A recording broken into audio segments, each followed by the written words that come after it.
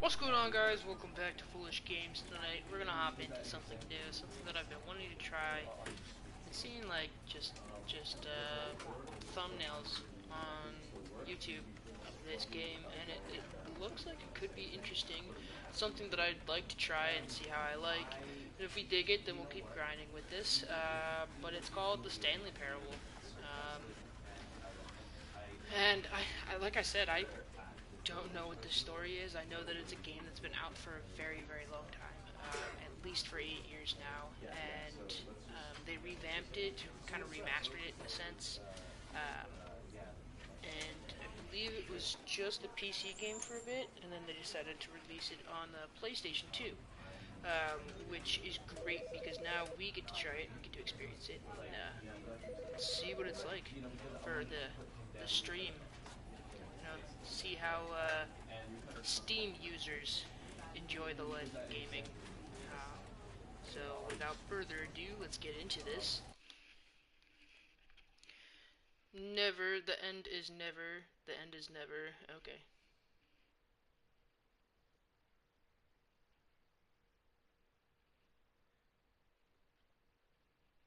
Stanley Parable was released in 2013. This is the story of a man named Stanley. Stanley worked for a company in a big building where he was employee number 427. Employee number 427's job was simple. He sat at his desk in room 427 and he pushed buttons on a keyboard. Orders came to him through a monitor on his desk, telling him what buttons to push, how long to push them, and in what order. This is what employee 427 did every day of every month of every year. And although others might have considered it soul-rending, Stanley relished every moment that the orders came in, as though he had been made exactly for this job. And Stanley was happy. And then one day, something very peculiar happened. Something that would forever change Stanley. Something he would never quite forget. He had been at his desk for nearly an hour when he realized that not one single order had arrived on the monitor for him to follow. No one had showed up to give him instructions, call a meeting, or even say hi. Never in all his years at the company had this happened, this complete isolation. Something was very clearly wrong. Shocked, frozen solid, Stanley found himself unable to move for the longest time. But as he came to his wits and regained his senses, he got up from his desk and stepped out of his office.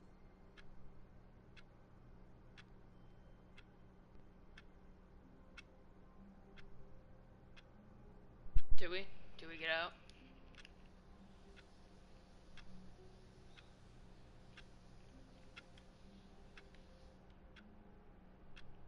Oh, hey Dragonfly, what's going on, man? I have no body. No body, guys. Just a floating corpse. Whoa. What am I doing? I am playing the Stanley Parable. I have no idea All of his co-workers were gone. What could it mean? Stanley decided to go to the meeting room. Perhaps he had simply missed a memo. No matter how hard Stanley looked, he couldn't find a trace of his co-workers. Who farted?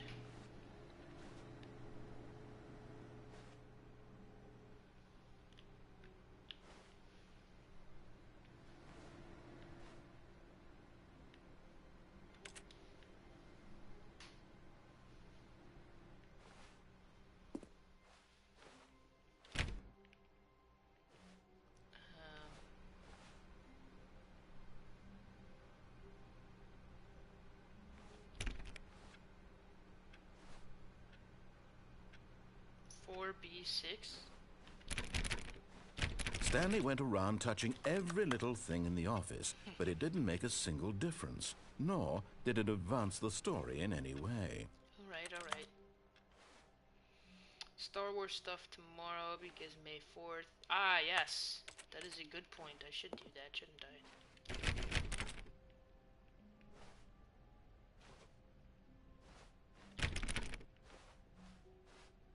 When Stanley came to a set of 2 open doors, he entered the door on his left. No, I'm gonna do the right. This was not the correct way to the meeting room, and Stanley knew it perfectly well.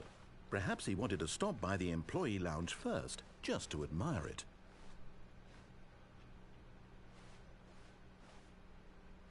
Ah, yes, truly a room worth admiring. It had really been worth the detour after all, just to spend a few moments here in this immaculate, beautifully constructed room. Stanley simply stood here, drinking it all in.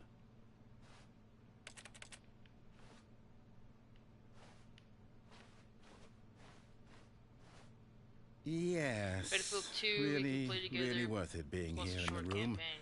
A room so utterly captivating that even though all your co-workers have mysteriously vanished, here you sit looking at these chairs and some paintings. Really worth it. But eager to get back to business, Stanley took the first open door on his left. No. No.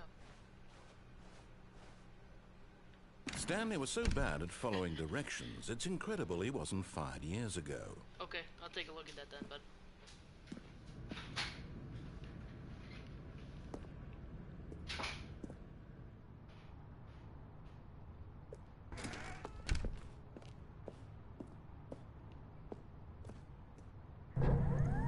Look, Stanley, I think perhaps we've gotten off on the wrong foot here. I'm not your enemy, really. But in his eagerness to prove that he is in control of the story and no one gets to tell him what to do, Stanley leapt from the platform and plunged to his death. Good job, Stanley. Everyone thinks you are very powerful.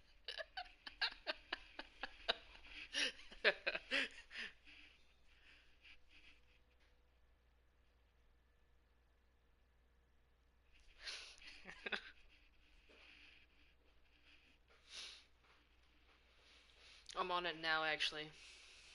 Okay, yeah, I'll take a look at it and start downloading it for tomorrow then.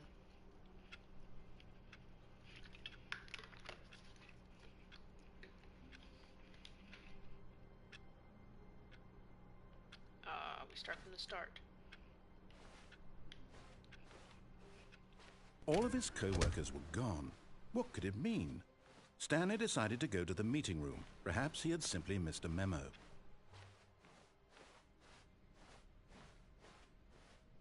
When Stanley came to a set of 2 open doors, he entered the door on his left. Yet there was not a single person here either. Feeling a wave of disbelief, Stanley decided to go up to his boss's office, hoping he might find an answer there. Jim, I think that's the first name that we've actually seen aside from Stanley.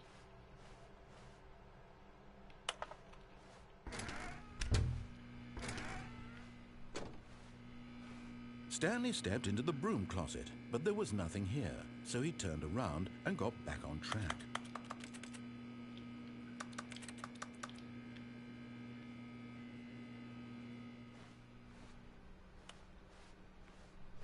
Coming to a staircase, Stanley walked upstairs to his boss's office.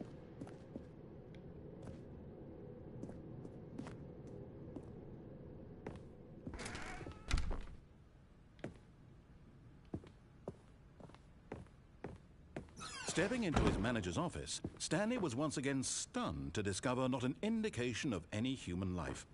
Shocked, unraveled, Stanley wondered in disbelief who orchestrated this. What dark secret was being held from him? What he could not have known was that the keypad behind the boss's desk guarded the terrible truth that his boss had been keeping from him. And so the boss had assigned it an extra secret PIN number, 2845.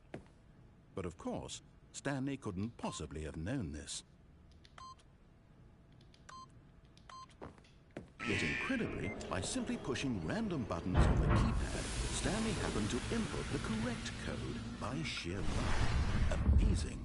He stepped into the newly opened passageway. It was a long thing. Look at my PSP. Look at my PS thing. What? I'll take a look at it after we're done streaming, bud.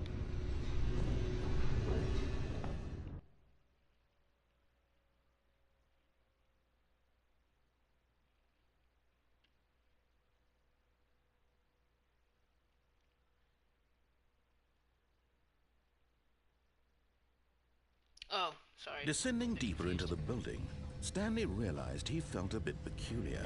It was a stirring of emotion in his chest, as though he felt more free to think for himself, to question the nature of his job. Why did he feel this now, when for years it had never occurred to him? This question would not go unanswered for long.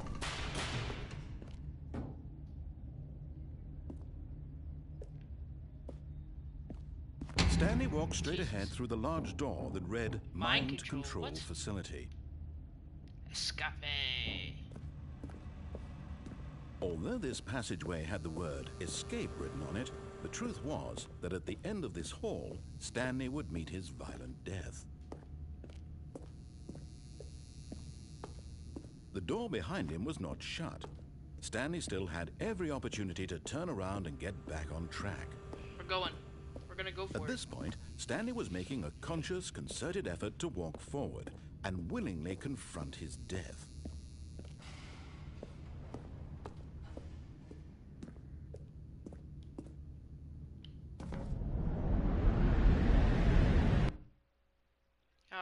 That wasn't as funny as I thought it would be.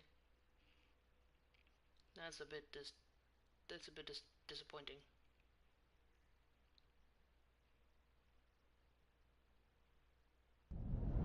Oh.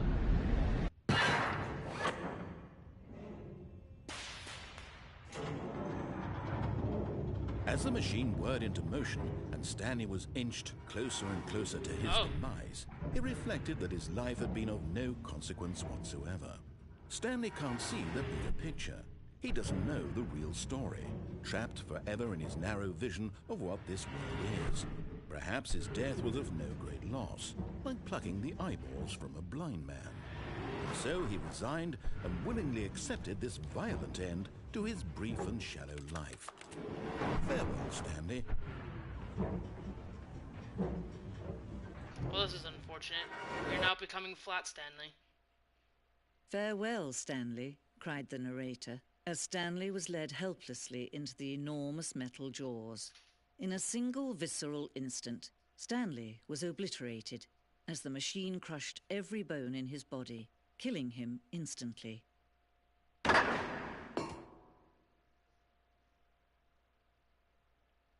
Ooh, what did we find here?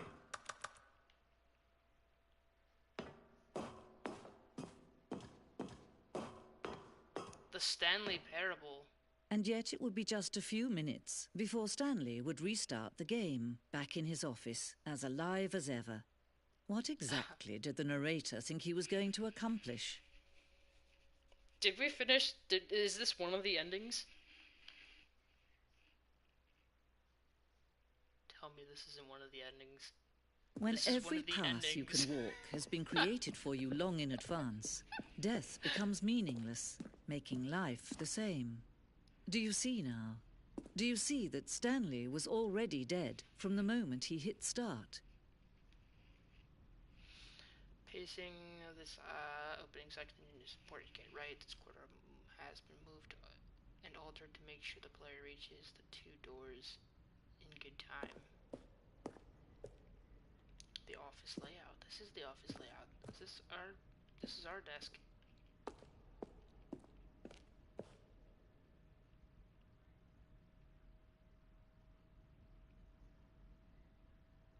Once the room was created, the rest of the game emerged as an extension of it, an exploration of contradiction this room imposed.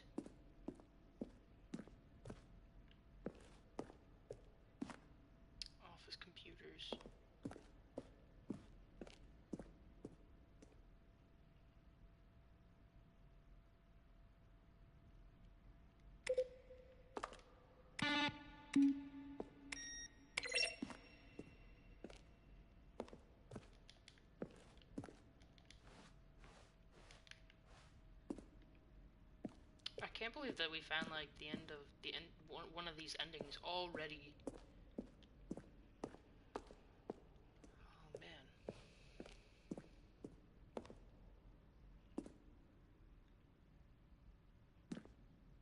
Kudos, guys. That was good.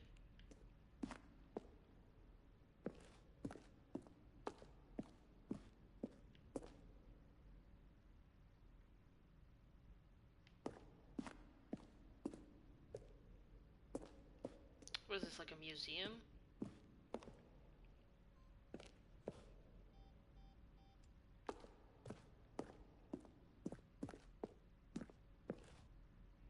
Stanley pushed the number 6.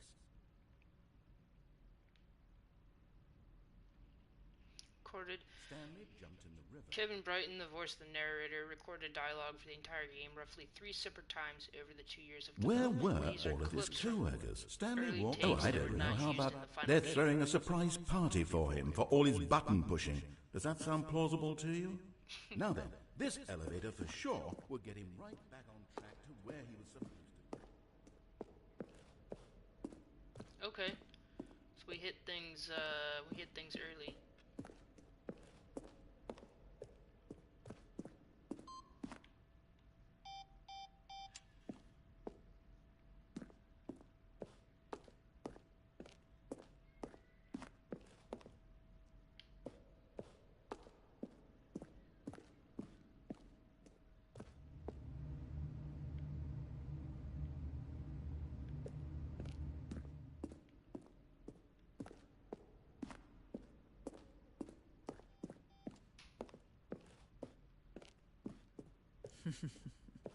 Oh, look at these two. How they wish to destroy one another. How they wish to control one another. How they both wish to be free. Can you see? Can you see how much they need one another? No, perhaps not. Sometimes these things cannot be seen. But listen to me. You can still save those two. You can stop the program before they both fail. Turn off your PlayStation. There's no other way to beat this game. No. As long as you move forward, you'll be walking someone else's path. Stop now and it'll be your only true choice. Whatever you do, choose it. Don't let time choose for you. Don't let...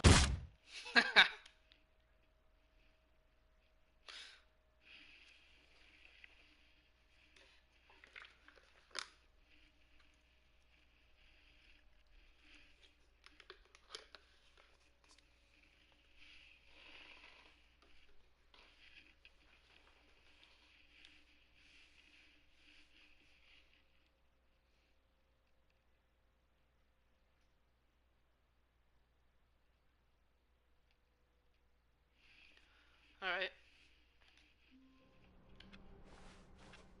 All of his co-workers were gone. What could it mean? Stanley decided to go to the meeting room. Perhaps he had simply missed a memo.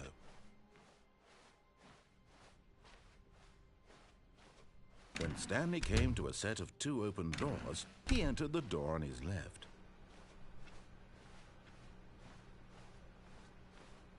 Yet there was not a single We're person gonna follow here the either. narrators. Feeling a wave of direction this disbelief, time. Stanley decided to go up to his boss's office. Coming to a staircase, Stanley walked upstairs to his boss's office.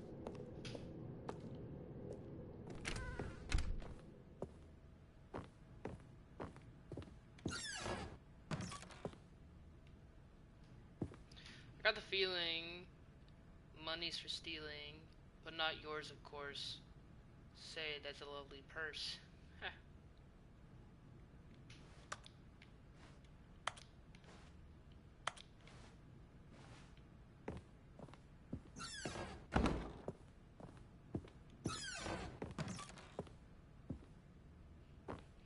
So many guys were on me. Good job with drop. Are you... I don't know if you're talking to me or not, bud.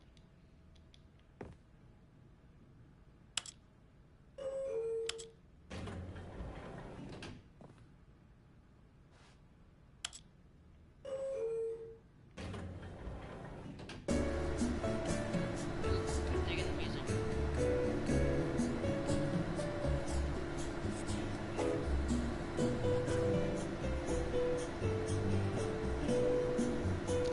guys on me. Okay.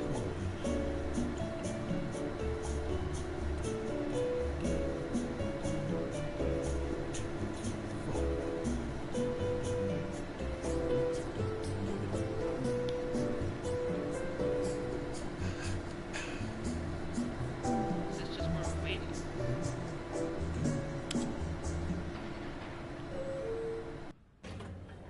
That was odd.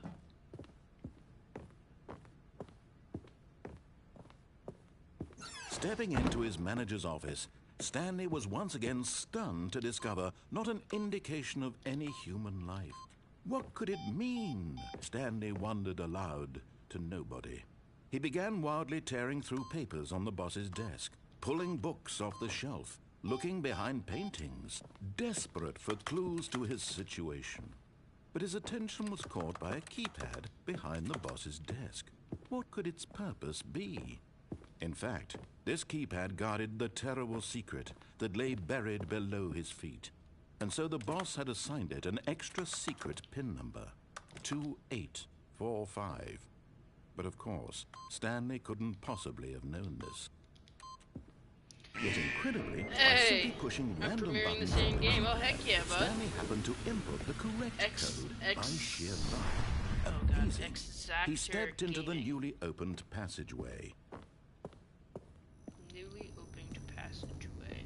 I already found one of the endings to this game. Candy Lab Stairs. Thought that I wasn't going to die. Still ended up dying. We're gonna follow the narrator word for word now.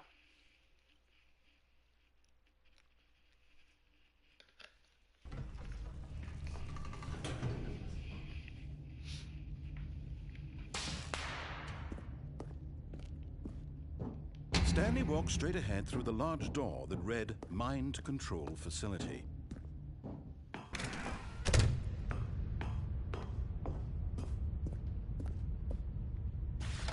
The lights rose on an enormous room packed with television screens. What horrible secret did this place hold? Stanley thought to himself. Did he have the strength to find out?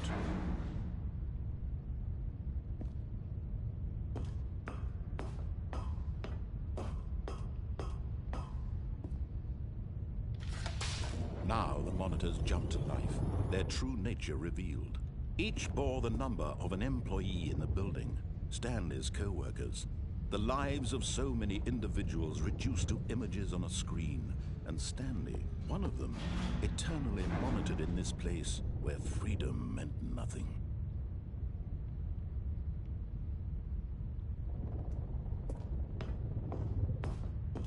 Someone was fired.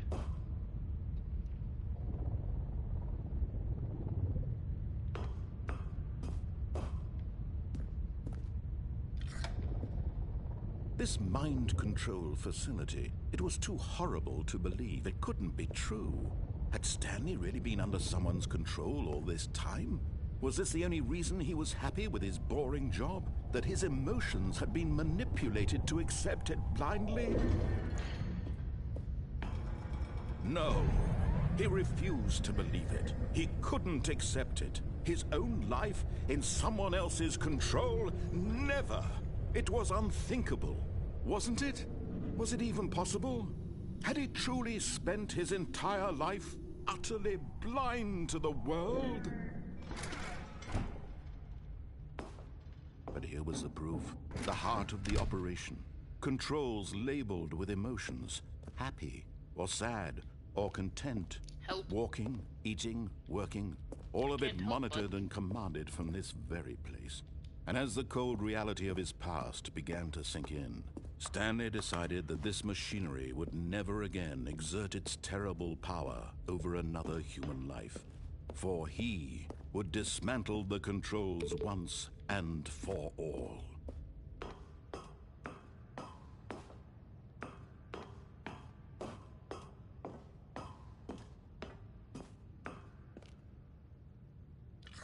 Oh, Stanley, you didn't just activate the controls, did you?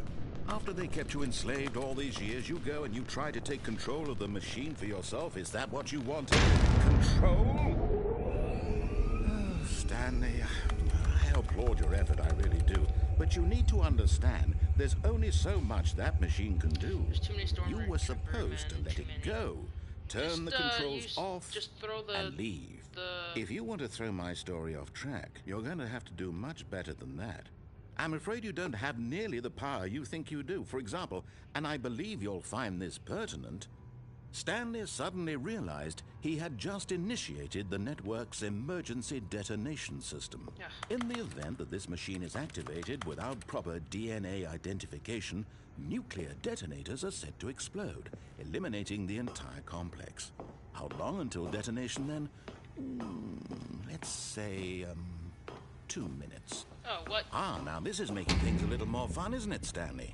It's your time to shine. You are the star. It's your story now. Shape it to your heart's desires.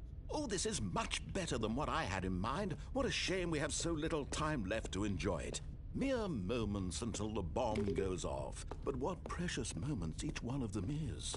More time to talk about you, about me, where we're going, what all this means. I barely know where to start. What's that? You'd like to know where your co-workers are? A moment of solace before you're obliterated? All right, I'm in a good mood. You're gonna die anyway. I'll tell you exactly what happened to them. I erased them. I turned off the machine. I set you free. Of course, that was merely in this instance of the story. Sometimes when I tell it, I simply let you sit there in your office forever, pushing buttons endlessly and then dying alone. Other times, I let the office sink into the ground, swallowing everyone inside, or I let it burn to a crisp. I have to say this, though, this version of events has been rather amusing. Watching you try to make sense of everything and take back the control wrested away from you, it's quite rich. I almost hate to see it go. But I'm sure whatever I come up with on the next go-around will be even better. Oh. My goodness, only 34 seconds left. But I'm enjoying this so much. You know what? To hell with it. I'm going to put some extra time on the clock. These are precious additional seconds, Stanley. Time doesn't grow on trees. Oh dear me, what's the matter, Stanley? Is it that you have no idea where you're going or what you're supposed to be doing right now? Or did you just assume when you saw that timer that something in this room was capable of turning it off? I mean, look at you. Running from button to button, screen to screen, clicking on every little thing in this room. These numbered buttons, no, these colored ones. Or maybe this big red button, or this door. Everything, anything, something here will save me. Why would you think that, Stanley? That this video game can be beaten? Won? Solved? Do you have any idea what your purpose in this place is? Stanley, you're in for quite a disappointment. But here's a spoiler for you. That timer isn't a catalyst to keep the action moving along. It's just seconds ticking away to your death. You're only still playing instead of watching a cutscene because I want to watch you for every moment that you're powerless. To see you made humble. This is not a challenge. It's a tragedy. You wanted to control this world, that's fine. But I'm going to destroy it first, so you can't. Take a look at the clock, Stanley. That's 30 seconds you have left to struggle. 30 seconds until a big boom and then nothing. No ending. Just you being blown to pieces. Will you cling desperately to your frail life? Or will you let it go peacefully? Another choice. Make it count. Or don't. It's all the same to me. All a part of the joke. And believe me, I will be laughing at every second of your inevitable life from the moment we fade in until the moment I say, happily ever after. Damn it.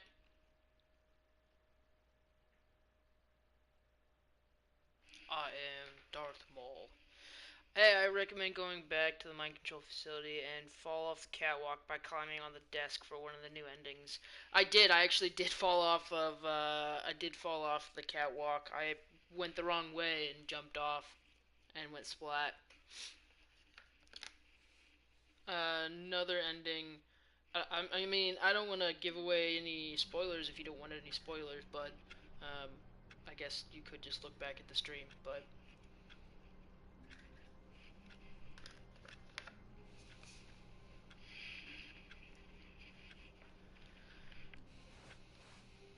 All of his co-workers were gone.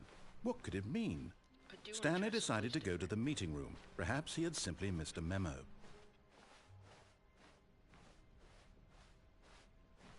When Stanley came to a set of two open... This was not the correct way to the meeting room, and Stanley knew it perfectly well.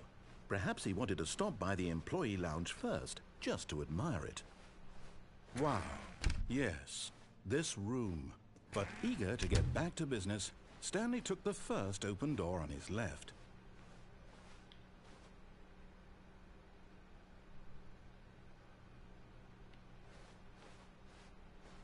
Stanley was so bad at following directions, it's incredible he wasn't fired years ago.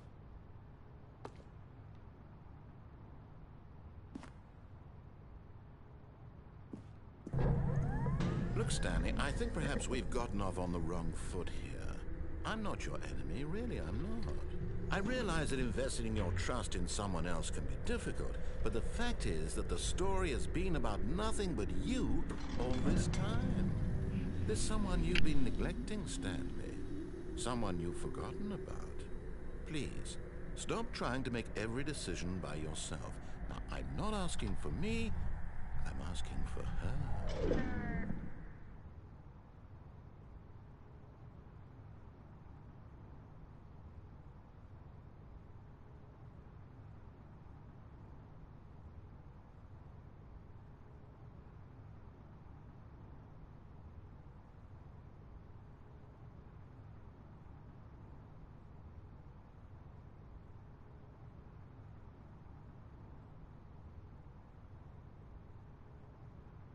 Okay, sorry about that, guys. I got a call from my sister while we were in the middle of the cutscene there. This is it, Stanley. Your chance to redeem yourself. To put your work aside. To let her back into your life. She's been waiting. Let who? Let who back in my life?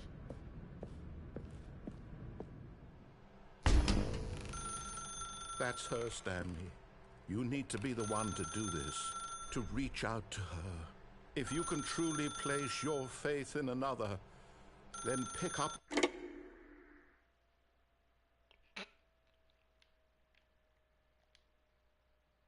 Who's your favorite Star Wars character? Probably Chewbacca. What's going on here? Oh, Stanley, is that you? Hold on, sweetie. Sorry to keep you waiting. I'm just pulling the bread out of the oven. All right. Okay, there we go. All right, now, I want you to come in and tell me all about your day. Gotcha. Oh, come on. Did you actually think you had a loving wife who'd want to commit their life to you? I'm trying to make a point here, Stanley. I'm trying to get you to see something. Come inside. Let me show you what's really going on here. Sorry, but you're in my story now.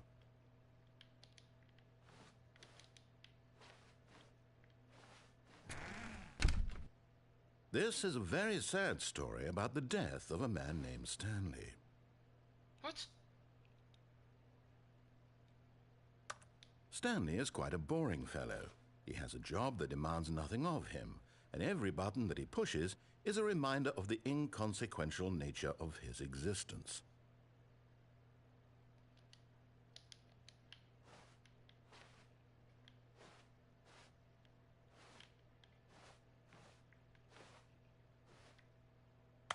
Look at him there, pushing buttons, doing exactly what he's told to do. Now he's pushing a button. Now he's eating lunch. Now he's going home. Now he's coming back to work. One might even feel sorry for him, except that he's chosen this life.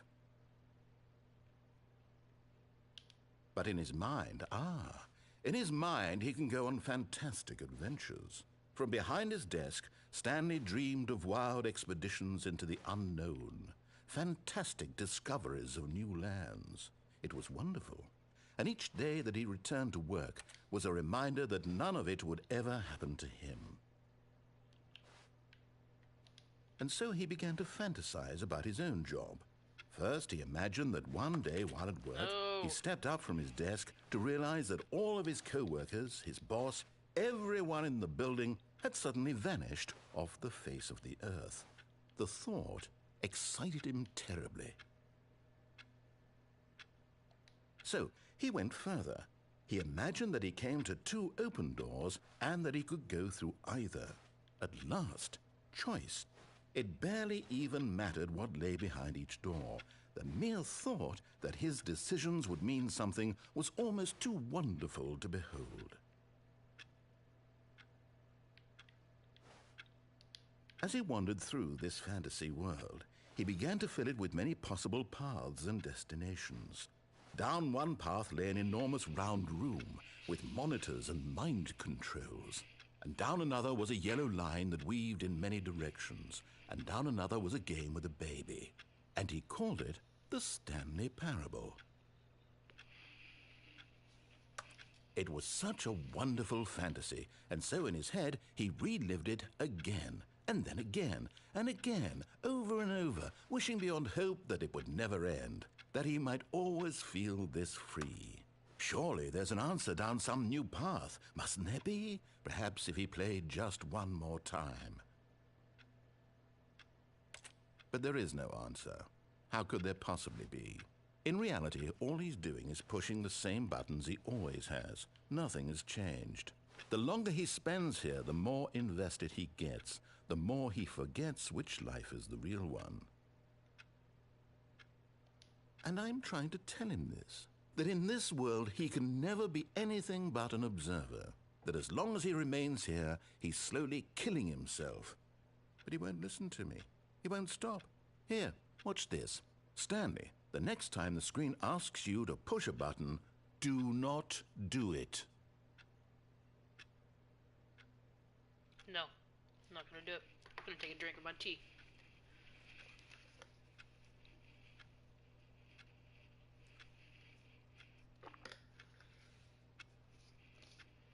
Does this mean that nothing is gonna happen? I'm just gonna stand here.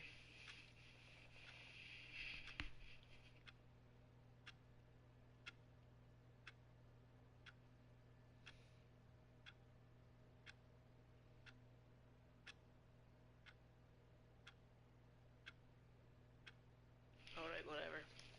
You see? Can he just not hear me? How can I tell him in a way that he'll understand that every second he remains here, he's electing to kill himself? How can I get him to see what I see? How can I make him look at himself? I suppose I can't, not in the way I want him to. But I don't make the rules. I simply play to my intended purpose, the same as Stanley. We're not so different, I suppose. I'll try once more to convey all this to him. Forgetful Devin, I'm compelled there's this to. one guy I that's must. doing a sleep Perhaps, stream. He's been well, asleep for maybe over this 6 time you'll hours, and I don't see. think I've seen him move. Maybe this time. And I tried That's again. not something I'm And going Stanley to do. pushed a Sorry. button. And I tried again. Empty. And Stanley pushed a button. And I tried. I'm dead. I'm curious to see, like, if, like, is he playing this and this is, like, what he's seeing and he's just asleep now? Like, or is it, like, just him laying in a bed with his camera, like, watching over him while he sleeps? If you're coming into this, just now, be sure to punch that like button. Trying to see if we can find all the endings to this, but I'm not sure. We'll find out. All of his co-workers were gone. What could it mean? Stanley decided to go to the meeting room. Perhaps he had simply missed a memo. Alright, there's one way that we haven't gone quite yet that I have been able to see. When Stanley came to a set of 2 open doors, this was not the correct way to the meeting room, and Stanley knew it perfectly well. Perhaps he wanted to stop by the employee Watching lounge him while he's first, asleep just to was a little admire weird. I it. just went to his chat. The and lounge said, was sublime, a work of art. Yeah. But eager to get back to business, Stanley took the first open door on his left. Yeah, I don't know how people, And so he How detoured through people the are maintenance managing. section, walked straight ahead to the opposite door, Are able and to got manage back to on do this. track. I'm not going through there. We're gonna go down.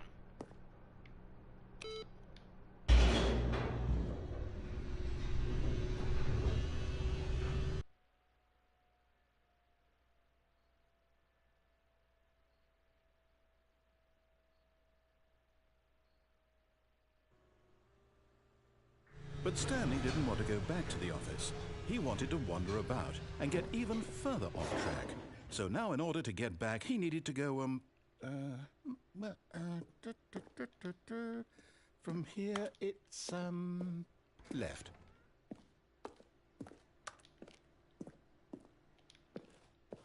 Oh, no, it's to the right, my mistake.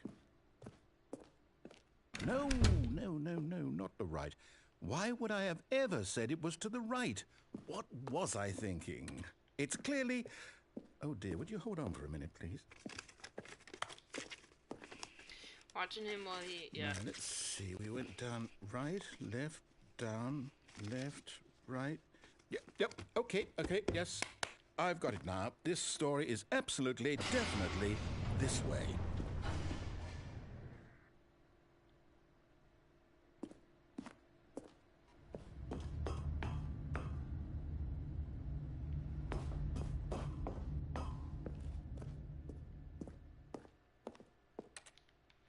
What if I want to go that way? The guy he's narrating is kind of annoying. Yeah.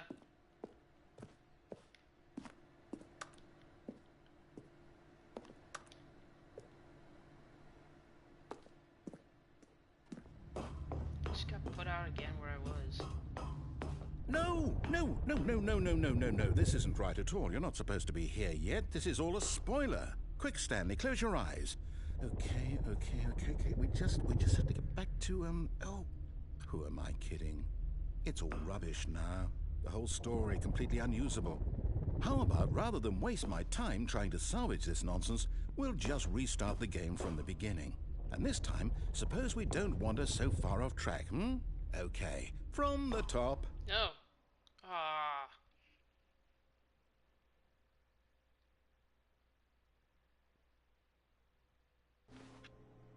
Bloody hell.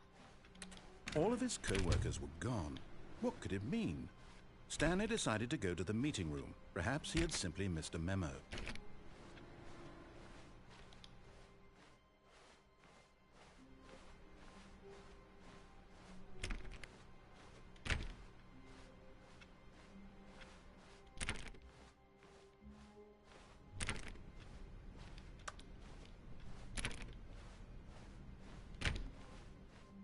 When Stanley... Wait, what? No, I restarted. I swear I definitely restarted the game over, completely fresh. Everything should be... Oh, did something change? Stanley, did you change anything when we were back in that room with all the monitors? Did you move the story somewhere or... Hold on. Why am I asking you? I'm the one who wrote the story. It was right here just a minute ago. I know for sure that it's here somewhere. Okay, then. It's an adventure. Come, Stanley. Let's find the story. Okay.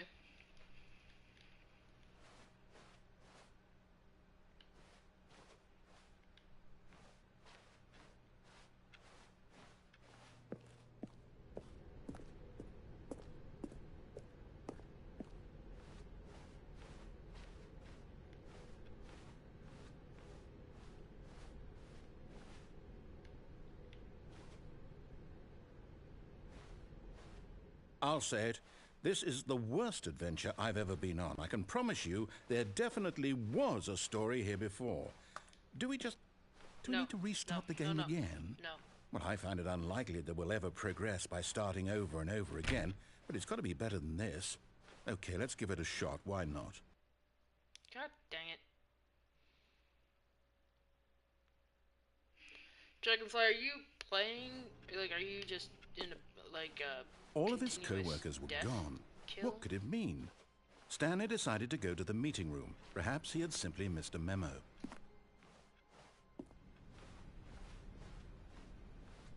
Okay, yep, it's worse. I might be remembering this wrong. It's possible the story is back where we just came from. Why don't we go back the other direction and see if we missed anything?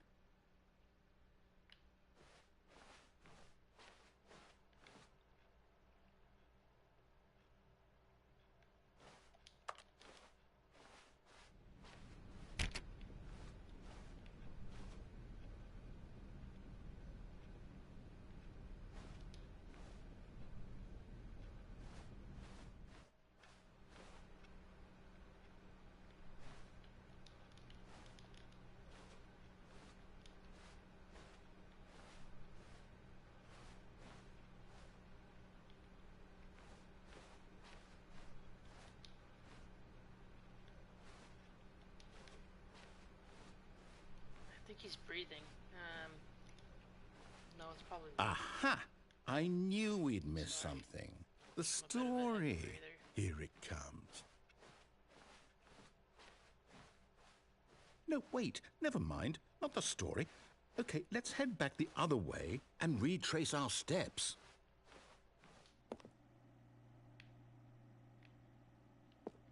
Now this... Well, I'll be honest, I don't recognize this place at all. Is this the story?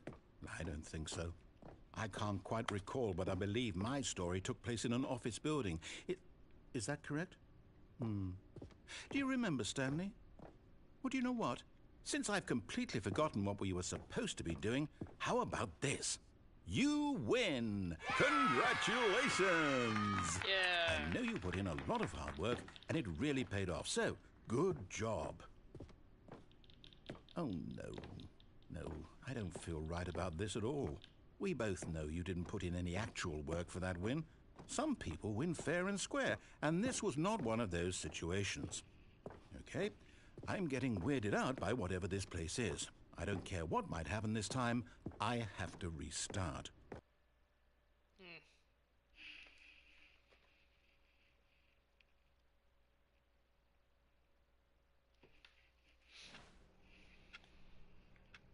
All right, I've got a solution. This time, to make sure we don't get lost, I've employed the help of the Stanley Parable Adventure Line. Just follow the line. How simple is that? You see? The line knows where the story is. It's over in this direction. Onward, Stanley, to destiny. Though, Hey, you here's get a the thought. disco ending. Wouldn't wherever we end up be our disco destination, even if there's no story there? Or to put it another way, is the story of no destination still a story? Simply by the act of moving forward, are we implying a journey such that a destination is inevitably conjured into being via the very manifestation of the nature of life itself? Whoa, whoa, whoa, whoa, whoa. Hang on. That got a bit weird back there. Well, I'd like to apologize. Not sure where I was going with all that. You know what? I think what we need right now is a bit of music to lighten the mood.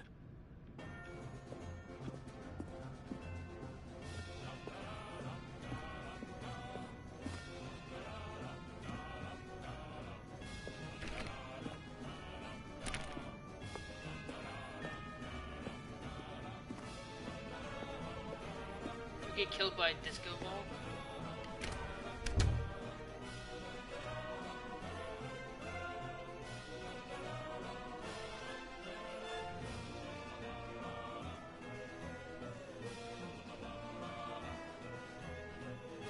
Wait, cut the music, go back and look at that fern. Stanley, this fern will be very important later in the story. Make sure you study it closely and remember it carefully. You won't want to miss anything.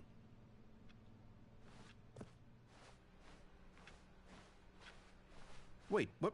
We're back at the office? No. Line, you do know we're looking for the Stanley Parable, right? The story?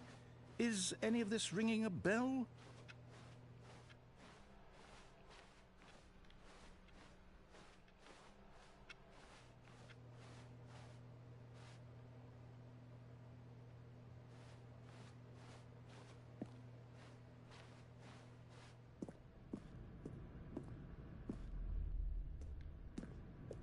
I was already in there.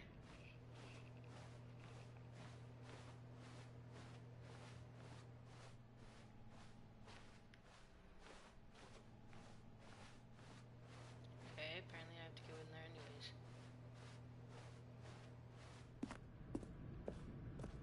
Oh, no, not again, Line. How could you have done this to us? And after we trusted you, after everything we've been through, you... Well, I can't take this anymore. To hell with it. Restart.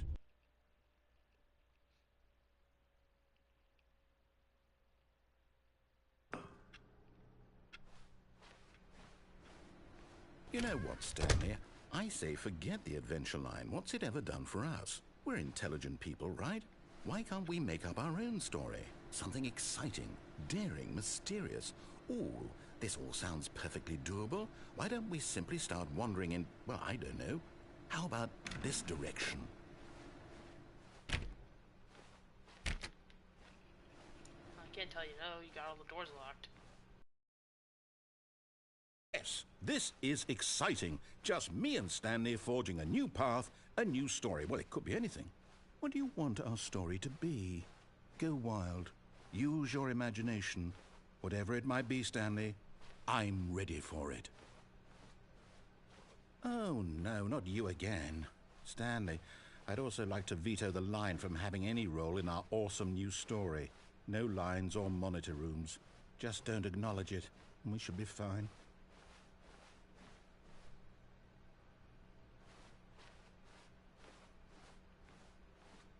Ah, a choice. We get to make a decision. From here, the story is in our control. How important we mustn't squander the opportunity. In fact, I believe I need a minute to think here. Just walk in circles for a minute. Okay, so I know that each door has to lead somewhere, which means that somewhere, the place where we're trying to go, there must be a reverse door that leads here. And that in turn means that our destination corresponds with the counter-inverted reverse door's origin. So starting from the right, let us ask, will taking the right door lead us to where we're going? And since the answer is clearly yes, then by all accounts, the door on the right is the correct one. Another victory for logic. Come, Stanley, our destiny awaits.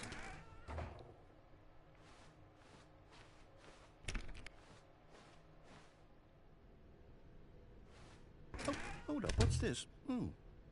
The confusion ending. You're telling me that's what this is? It's all one giant ending? And we're supposed to restart the game, what, eight times? That's really how all this goes? It's all determined? So now, according to the schedule, I restart again. Then what? Am I just supposed to forget? Well, what if I don't want to forget? My mind goes blank simply because it's written here on this thing, wall. Well, who consulted me? Why don't I get to decide? Why don't I get a say in all of this? Is it really? No, it can't be. I don't want it to be. I don't want the game to keep restarting. I don't want to forget what's going on. I don't want to be trapped like this. I won't restart the game. I won't do it. I won't do it. I won't do it. And the timer stopped? Does that mean, did we do it? Did we break the cycle? The, whatever it is that made this schedule? How would we even know? Will someone come for us? Will something happen? So, okay. I guess now we just wait, you know. I suppose in some way that this is a kind of story, wouldn't you agree? I'm not quite sure if we're in the destination or the journey, though they're always saying that life is about the journey and not the destination. So I hope that's where we are right now. We'll find out, won't we? Eventually. Well, in the meantime, if you... Okay.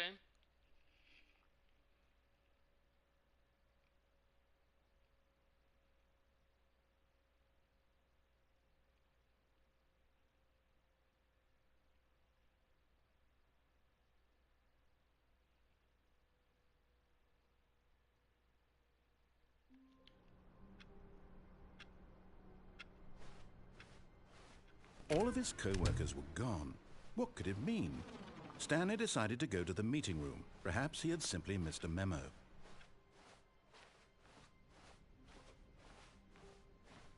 When Stanley came to a set of 2 open doors, he entered the door on his left.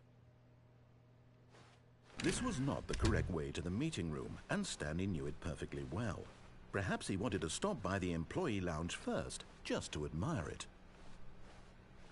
Standing now in this incredible room, but eager to get back to business, Stanley took the first open door on his left.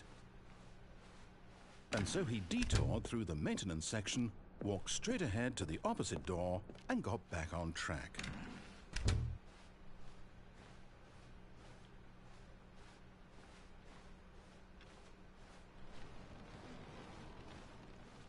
there was not a single person here either. Feeling a wave of disbelief, Stanley decided to go up to his boss's office, hoping he might find an answer there. Coming to a staircase, Stanley walked upstairs to his boss's office.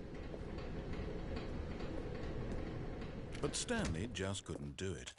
He considered the possibility of facing his boss. Admitting he had left his post during work hours, he might be fired for that. And in such a competitive economy, why had he taken that risk? All because he believed everyone had vanished? His boss would think he was crazy. And then something occurred to Stanley. Maybe, he thought to himself, maybe I am crazy.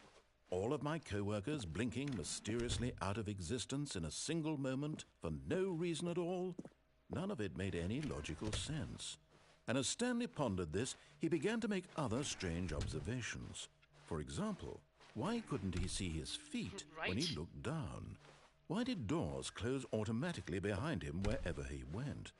And for that matter, these rooms were starting to look pretty familiar. Were they simply repeating? No, Stanley said to himself, this is all too strange. This can't be real. And at last, he came to the conclusion that had been on the tip of his tongue. He just hadn't found the words for it. I'm dreaming, he yelled. This is all a dream. Oh, what a relief Stanley felt to have finally found an answer, an explanation. His co-workers weren't actually gone. He wasn't going to lose his job. He wasn't crazy after all. And he thought to himself, I suppose I'll wake up soon. I'll have to go back to my boring real-life job pushing buttons. I may as well enjoy this while I'm still lucid. So, he imagined himself flying and began to gently float above the ground. Then he imagined himself soaring through space on a magical starfield, and it too appeared. It was so much fun, and Stanley marveled that he had still not woken up. How was he remaining so lucid? And then perhaps the strangest question of them all entered Stanley's head. One he was amazed he hadn't asked himself sooner. Why is there a voice in my head dictating everything that I'm doing and thinking? Now the voice was describing itself being considered by Stanley, who found it particularly strange. I'm dreaming about a voice describing me, thinking about how it's describing my thoughts, he thought. And while he thought it all very odd and wondered if this voice spoke to all people in their dreams, the truth was that, of course, this was not a dream. How could it be? Was Stanley simply deceiving himself, believing that if he's asleep, he doesn't have to take responsibility for himself? Stanley is as awake right now as he's ever been in his life. Now, hearing the voice speak these words was quite a shock to Stanley. After all, he knew for certain, beyond a doubt, that this was in fact a dream. Did the voice not see him float and make the magical stars just a moment ago? How else would the voice explain all that? This voice was a part of himself too. Surely, if he could just... He would prove it. He would prove that he was in control, that this was a dream. So he closed his eyes gently, and he invited himself to wake up. He felt the cool weight of the blanket on his skin, the press of the mattress on his back, the fresh air of a world outside this one. Let me wake up, he thought to himself. I'm through with this dream. I wish it to be over. Let me go back to my job. Let me continue pushing the buttons. Please, it's all I want. I want my apartment and my wife and my job. All I want is my life exactly the way it's always been. My life is normal. I am normal. Everything will be fine. I am okay.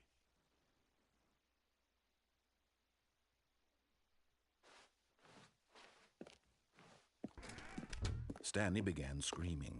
Please, someone, wake me up. My name is Stanley. I have a boss. I have an office. I am real. Please, just someone tell me I am real. I must be real. I must be. Can anyone hear my voice? Who am I? Who am I? And everything went black.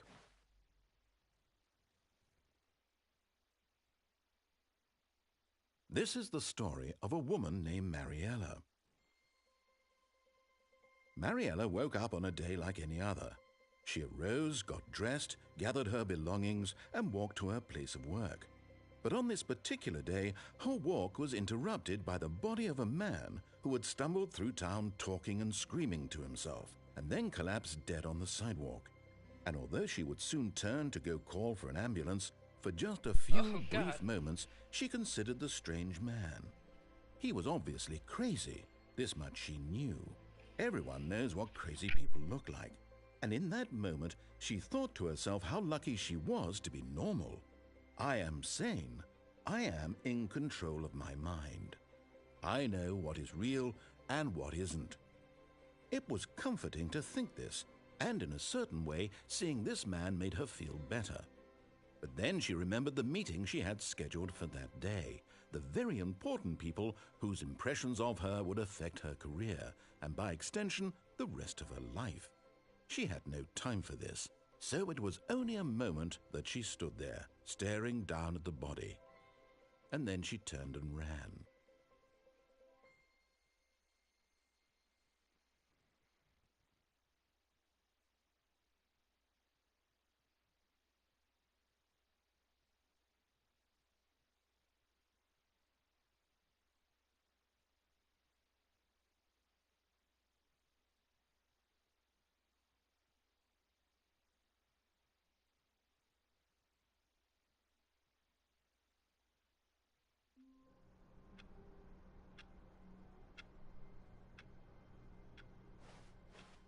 All of his co-workers were gone.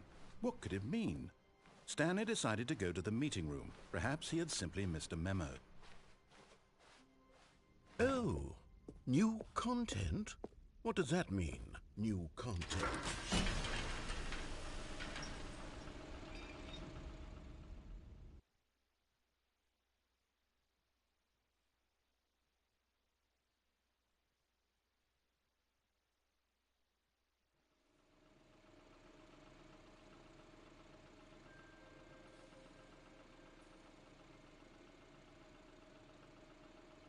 Hello, and thank you for playing the Stanley Parable Ultra Deluxe. As you may know, the Stanley Parable was a video game released in 2013 on home computers. After receiving critical and commercial success, it was expanded upon in 2022 with the Stanley Parable Ultra Deluxe, a reimagining of the game for consoles and home computers. The Stanley Parable Ultra Deluxe features exciting new content that broadens and expands the world of the Stanley Parable, delighting audiences the world over. Please, step inside and see what thrilling new adventures await in the Stanley Parable Ultra Deluxe. Oh, well, this sounds delightful. I'm very excited to see the thrilling new Ultra Deluxe content.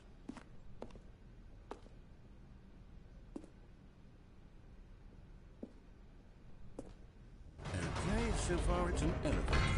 Nothing special yet, but I'm sure it's just the beginning of a mesmerizing adventure.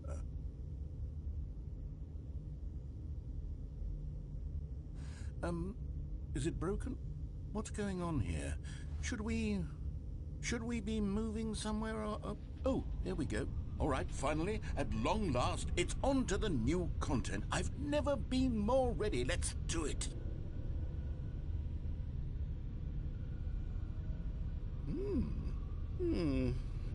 I have to say, initial impressions of Stanley Parable Ultra Deluxe, mostly tedious. It's as if the... Oh, okay. Let's see the content. Give me the content, Stanley. All right, let's see. It's the jump circle.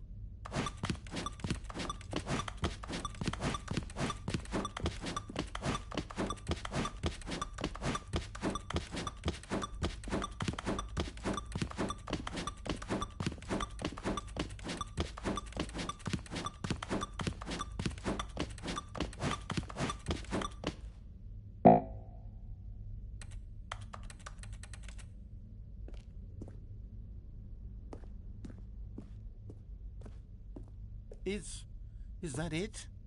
Surely that's not all the new content. There has to be something else, right?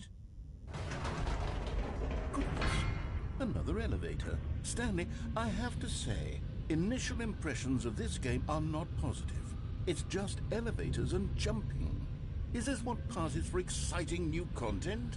If this is new content, then I could just read you the whole dictionary. There's 20 hours of new content right there. Hell, I could count to 30 trillion. You could put that on the box. The Stanley Parable Ultra Deluxe, now with over 1,000 hours of new content. And if...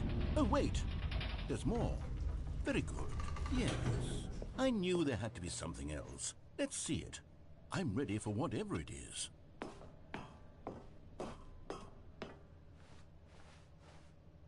That's it? Oh, you've got to be kidding me. You see, Stanley? This is what happens when greedy video game developers with no respect for their fan base rush a cheap expansion to market for no reason other than to make an easy dollar. And don't get me started on the level of craftsmanship that's gone into it. In fact, I'm looking right now at the game's trophies, and it's hard to believe one of them actually says, "Test trophy, please ignore." What quality assurance department signed off on this? I'm infuriated and I'm offended, and I intend to find these people on Twitter and hold them personally accountable. It's my fault, Stanley. I built up too much anticipation around the new content, I'm afraid. It could never have lived up to such expectations. If you're still with me, why don't we just reset the game, and we'll try to get back to what the Stanley Parable is really about. No frills, no gimmicks. Just you and me having a great time together like always. What do you say, friend?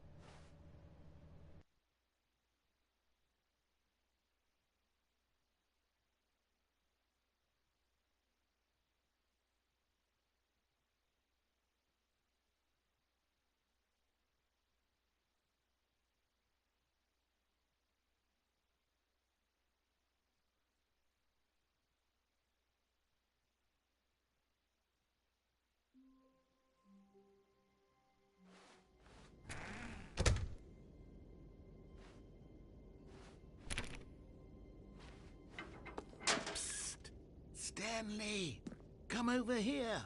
In the vent. I want to show you something.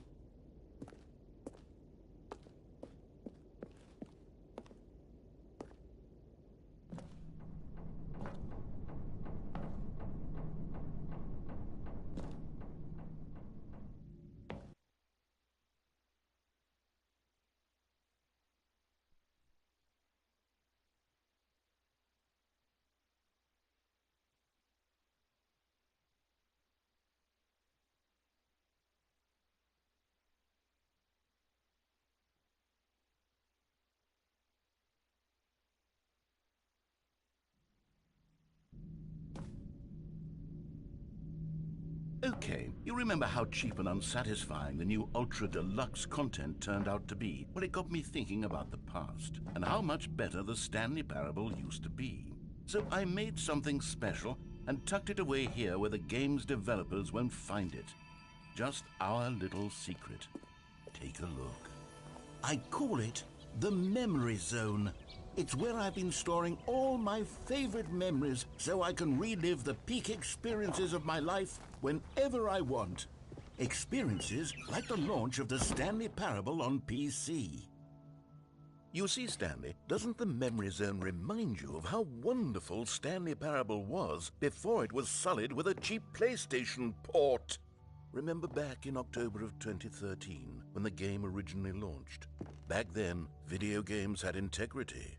Back then, it all meant something. Oh, the waste.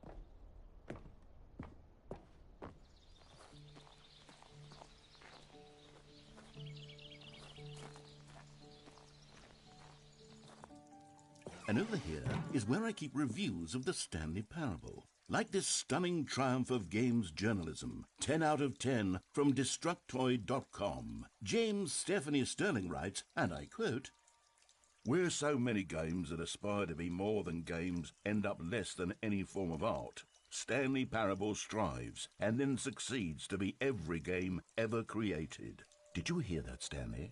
Every game ever created. That's how grand and all-encompassing the original Stanley Parable was. It was literally every game ever created. It was Skyrim, it was Persona 3, it was all of them, and now it's nothing. It's no games at all. It isn't even the Stanley Parable anymore. It's just a husk now. A lifeless husk with an hour of new elevator content.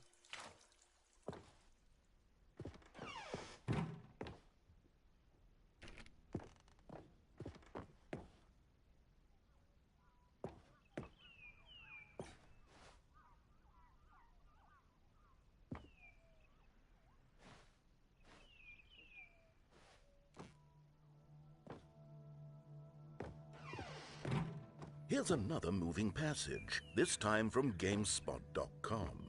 The Stanley Parable is both a richly stimulating commentary on the nature of choice in games and one that offers some of the most enjoyable, surprising, and rewarding choices I've ever been confronted with in a game. 9 out of 10. Don't you get it, Stanley? The game was perfect.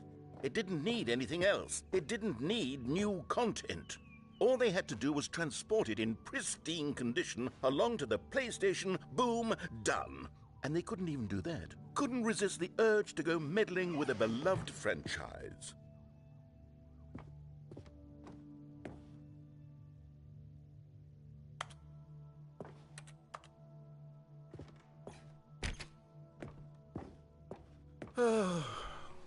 These were simpler times, Stanley. But I wouldn't give to go back to have it all over again. Wait, hang on. I don't recall this part of the memory zone before. What's this? What's down here? Oh no, oh God, no, Stanley. It's a collection of reviews from Pressurized Gas, the extremely popular online storefront for computer games. I haven't looked at these in years. I can't even imagine what's been collecting down here. Surely these reviews were glowing as well, weren't they? Dude, I did look in chat. Honestly, I could not be bothered to play this game to full game. completion. The narrator is obnoxious and unfunny, with his humor and dialogue proving to be more irritating than entertaining. Unfunny! I'm not trying to be funny. I'm trying to make a serious work of art. I suppose I could write up a handful of gags to insert into the Stanley Parable, but the game is already such a densely layered web of profound philosophical insights that I can't even imagine where I'd have the room to stick them.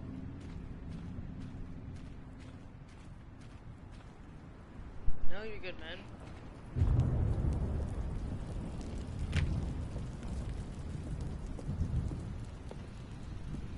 Okay, let's see what this one says.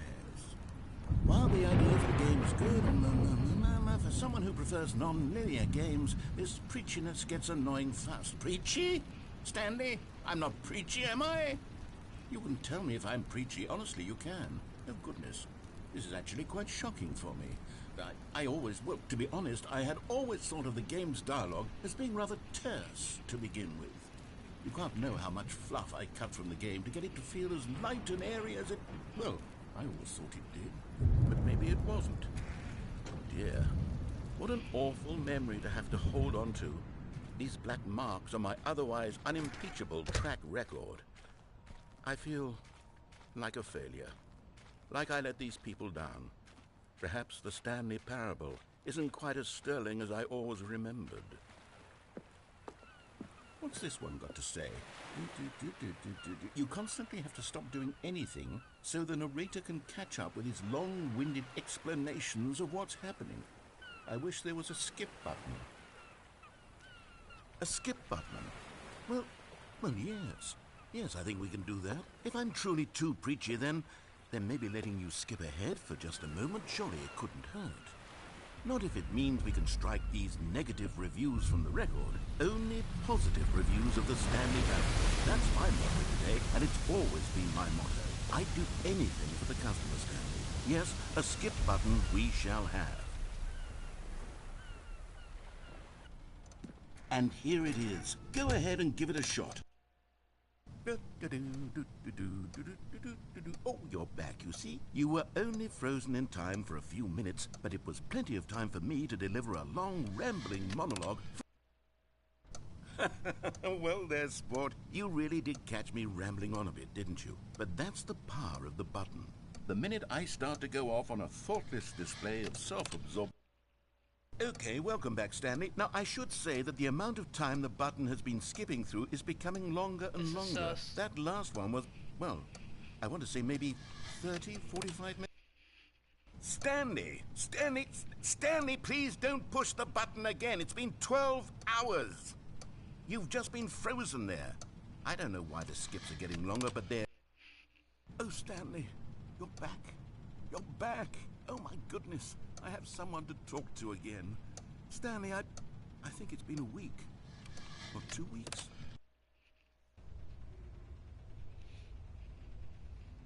Oh, hello. It's you. You're here again. Welcome. I have had time to think about you and about us and about everything we've been through. I've had so much time, I stopped keeping track after a year. Have you ever sat down in one place and not moved for one entire year? Let me describe... Just wait for it.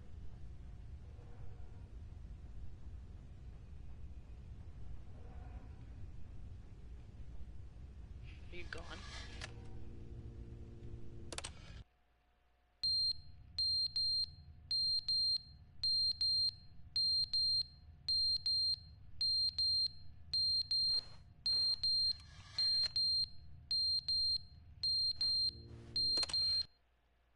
But they didn't understand the game was never meant to be funny. It was meant to have a point. It was meant to speak to the human condition. But where are the jokes? Where are the jokes? They bemoaned, they screamed, they gnashed their...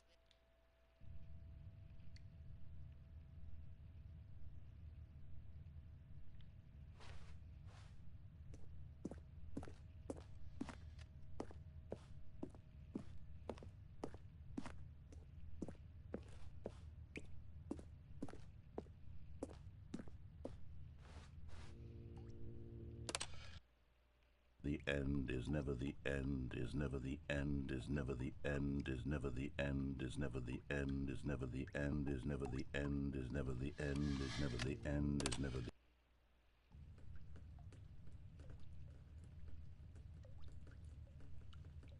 Oh man, am I stuck now?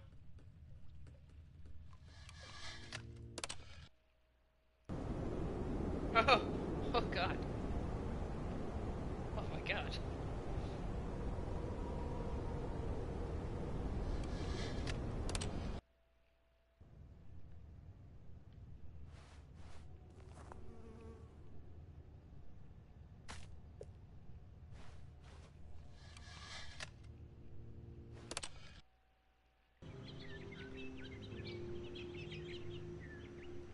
Wow.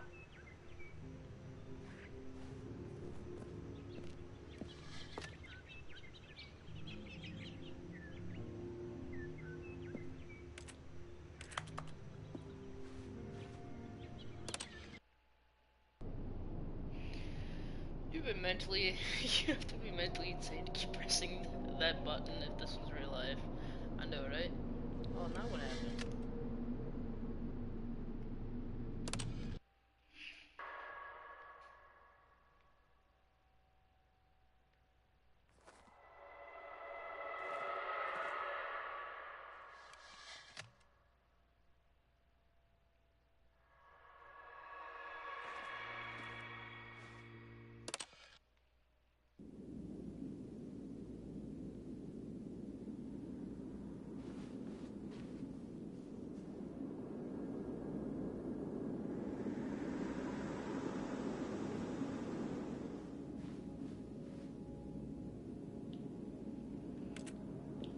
Alright, so we can't push the button anymore.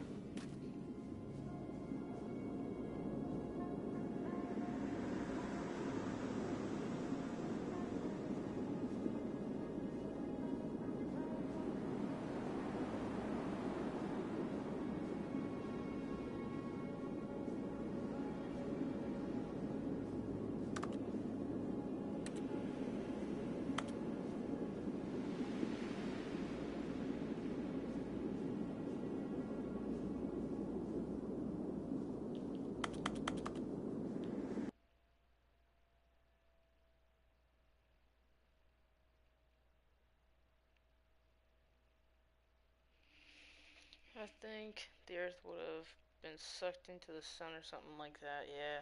Star Wars. Yeah, maybe Star Wars started off here.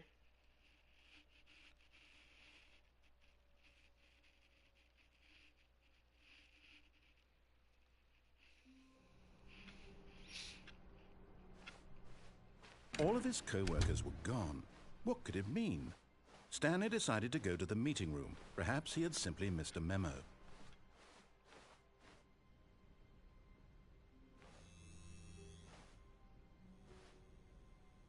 Oh, good. You notice my sign. Yes, I have something very exciting to show you.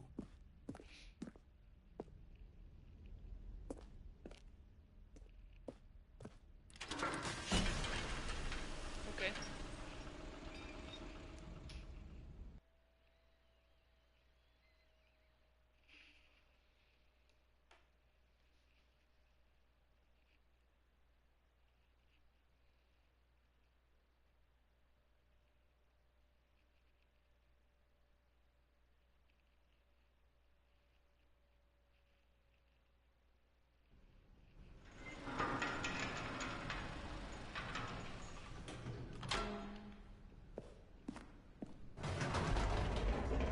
Not talking as You much. see, Stanley, I've been reflecting on the Stanley Parable and about how roundly disappointing this ultra deluxe version has turned out to be. The original Stanley Parable was a landmark, and any new content for it should live up to that legacy. So forget this ultra deluxe nonsense. I say we take it one step even further. Which is why I'm very proud to announce for the first time ever, the Stanley Parable 2. Oh?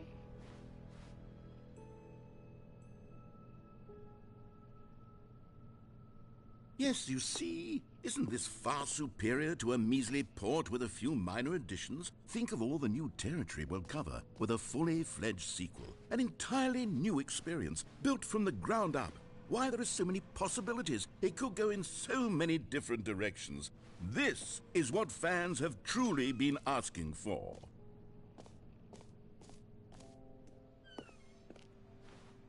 Calling it the Stanley Parable 2 is just so much catchier than Ultra Deluxe, don't you think?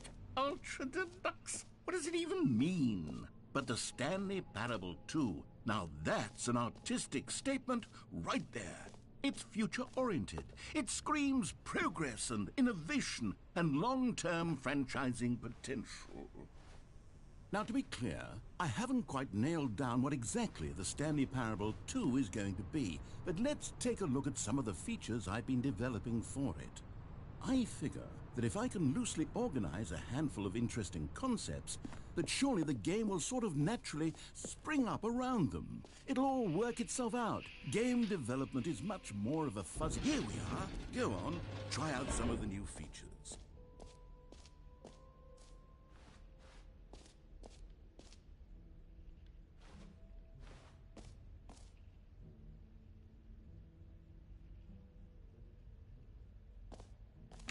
For the Stanley Parable 2, I asked myself, what do players really want? And of course, the first and most obvious answer is that they want to be individually recognized and validated as people. So with that in mind, my first edition... Sorry, I should have clarified. Right now, the button only says the name Jim. But of course, in the final game, this button will say your name, whatever name that is. Here, let's have you role-play as Jim to really simulate the full experience of this feature. Just play along. I promise you'll love it. Okay, here we go. Let's take a deep breath, clear your mind, forget whoever you are, and simply become a person named Jim. I want you to imagine yourself living as Jim, sleeping and waking as Jim, falling in love and being heartbroken as Jim, seizing all of the world's possibilities as Jim, and as Jim watching your dream... Jim. Whoa, hold on. I wasn't finished setting up the backstory. If you don't properly roleplay as Jim, then you'll never understand the impact of this button. Otherwise, That's it's cool. just a stupid button Come that on, says bro, somebody you're else's Jim. name. Okay, we're doing it again, and this time let me finish first. Now, allow yourself to become Jim. Should I press the Imagine button again yourself driving to before he work as finishes? Jim, playing frisbee on the weekends as Jim, Staying up all night for a popcorn and horror movie sleepover as Jim. Developing a crippling substance addiction as Jim. Rediscovering yourself through fringe religious groups as Jim. And Hi, finally, Jim. dying a slow death at an old age, surrounded by members of your cult. Jim. All right, fine, whatever. It's just a meaningless button that says Jim. Are you happy now? Get out of here. I'm done with this button. Why don't you go humiliate me in front of a different feature that I worked very hard on? Alright. I'll be nice. I won't do it to the next feature.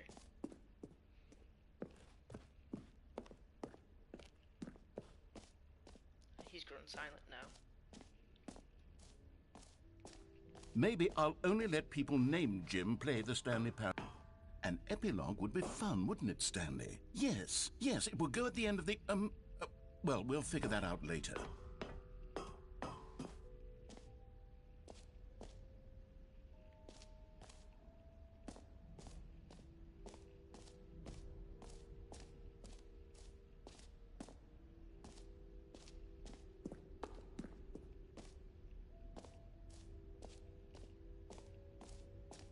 Free trophy. Now, here's something special. You remember that broken test trophy that got left in the game on accident? Well, I'm developing a technology to simply give you the trophy. Yes. You see, you'll come to this lever, and when you pull it, the trophy will be given to you. It's as simple as that. Okay, perhaps I should have clarified. This is technology that will exist. Right now, the trophy is still fully broken. I'm not a wizard, Stanley, but I guarantee it will be fixed in the sequel to at last satisfy the hordes of ravenous fans all over the world who have been uproariously demanding this feature. Gamers, we hear you, and I promise it will happen. Bro, why does he keep teasing me? I don't know, man.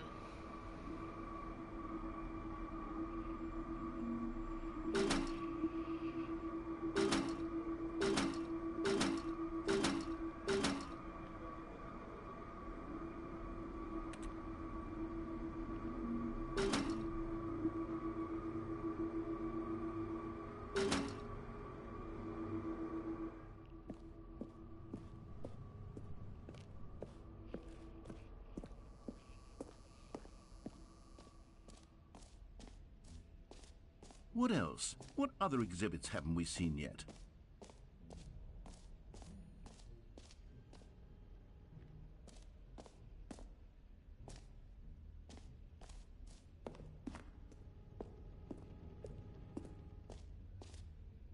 Ah, collectibles.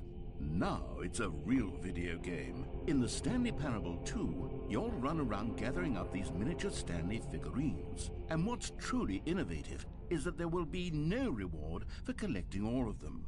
I don't want to stifle the intrinsic joy of watching a number go up. You simply collect all of them, and then you move the hell on with your unremarkable life.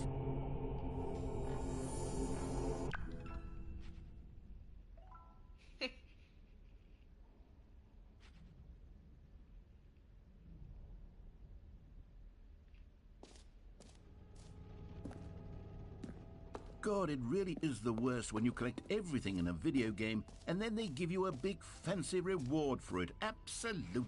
You know what?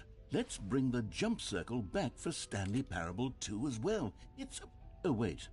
You already spent all your jumps the first time we saw the jump circle? Oh, well. I suppose it can just be a nice decorative piece then.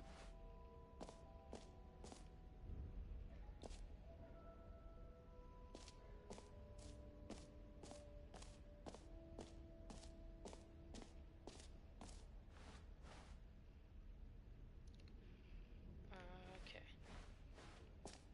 Let's go to the infinite hole.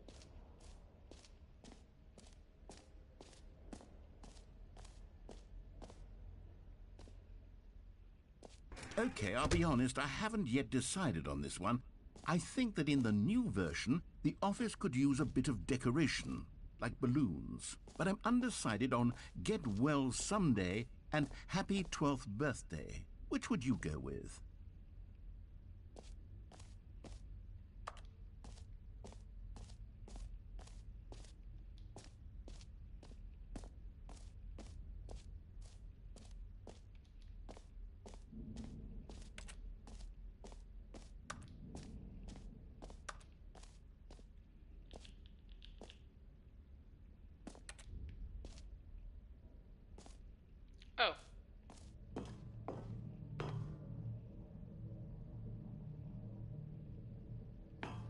don't know, I like the blue.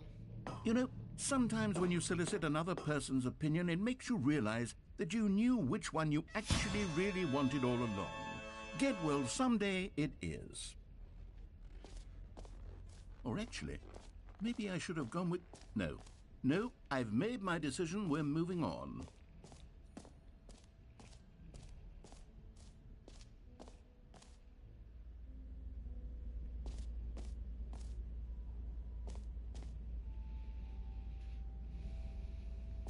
Last time I heard that it was my wife. I stole that joke, by the way.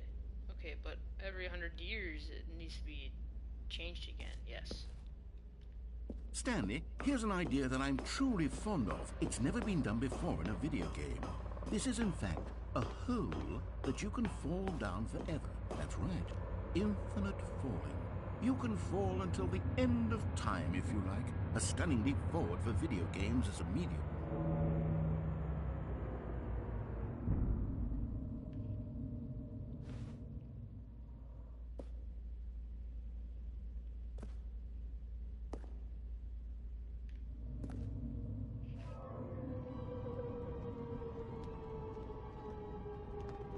You see, isn't it wonderful? One of my more ingenious concoctions, if I do say so. Now then, since you've gotten to see the infinite hole, you can press the teleport button to pop back up to the top, and we can continue onward. I want to see if this hole's really infinite. Now, I don't mean to be a bummer, but I do recommend you use the teleport button to go back to the top. Can you do it on the sooner rather than later charged. spectrum of things? But every 100 years it needs to be charged again. Yeah. Okay, Stanley. I don't know Well, quite how to lightsabers say this can tactfully, really but it's die. possible They're that I like really slightly dangerous. exaggerated the infinite nature of the hole. Is it a very, very deep hole? To be certain it is. It's an extremely deep hole. I don't want anyone to say that it isn't an astonishingly deep hole. It is. Is it infinite? Well, that sort of depends on your definition of infinity. From one perspective, the infinite is merely philosophical in nature. It's more of a... Okay, well, good for you. You found the bottom of the hole. You found me out, Stanley. I'm a liar and a cheat, and you're so clever. Look, I think the issue here is just that you're unusually fascinated by falling. What normal person actually wants to fall infinitely?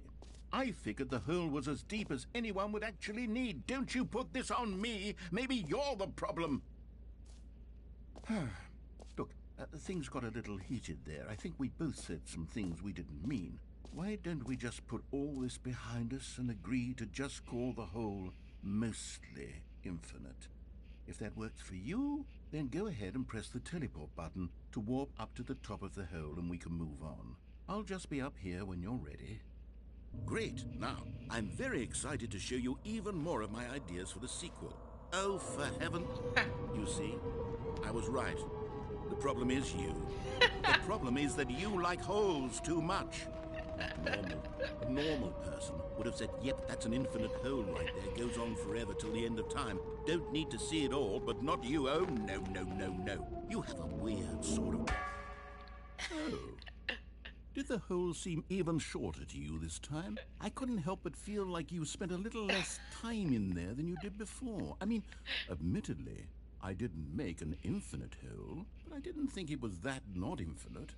Well, I suppose once again there's nothing to do here. If you decide you've had enough of the hole, you can hit the teleport button and come join me up above. Had enough? I'm positively thrilled. Gosh, how could I have guessed? You're back in the hole. If this starts to become a thing where... Wow. Okay. Yes. I'm starting to become extremely certain that the hole is not only not infinite, but that it's growing steadily less and less infinite. I suspect that I'm starting to hit the point where it's no longer feasible to call the hole infinitely deep, even by the lax overall standards for accountability and marketing. What's going on here? Stanley, I have no explanation for the uncertain nature of the hole's length. Here, let's try something. Let's pop back up to the top, and we'll see if it gets any shorter. Well, there it is. The shame of my lies. How is this still appealing to you? I know you're obsessed with holes, but at this depth, I just can't see this scratching the itch. Oh, who am I to judge? You just do whatever it is you're here to do and hit the teleport button when you're ready to move on. Is the, teleport button not working? You sure? No. Well, I mean, I really don't have an explanation. It was working just Still nothing? Well, I suppose there is one thing I can do to fix this. I'm out. Goodbye, Stanley. You couldn't bear to be away from the hole, and now you'll get more time with it than you could ever have asked for. It's a win for everyone. You get to be with the hole, I get to do literally anything else. Take care, Stanley. I hope you and the hole have a wonderful rest of eternity together.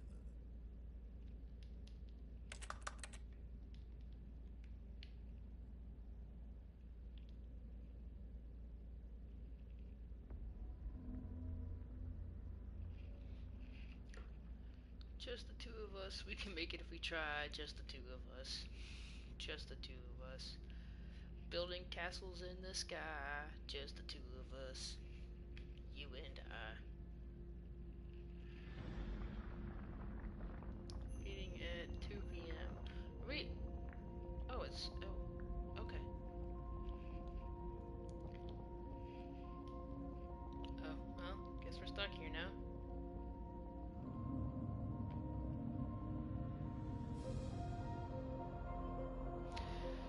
This music reminds me of Subnautica.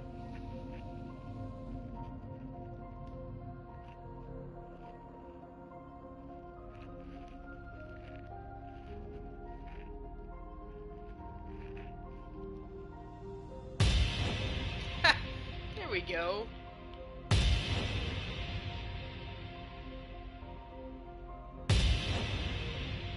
Stanley.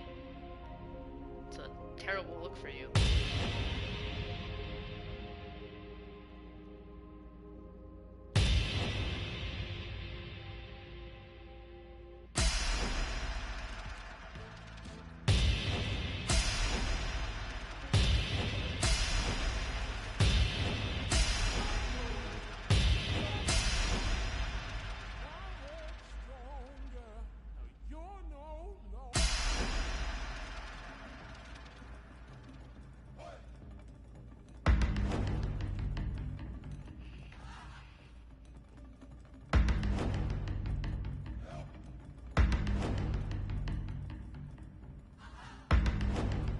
Oh, look, puppies. Galaxy. Deep sea.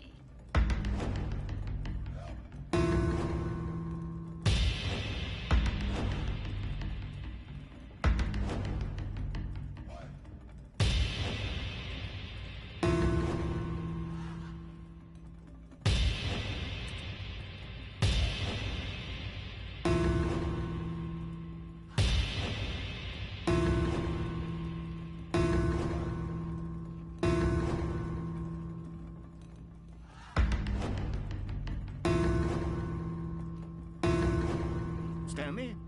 Stanley? Stanley!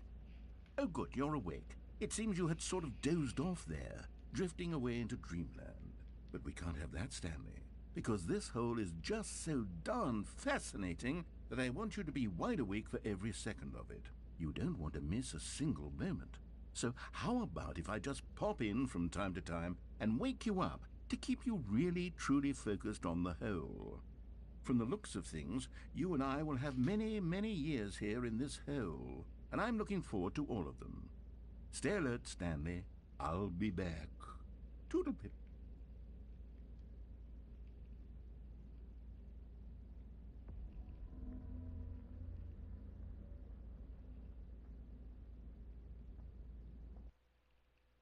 Well, alright.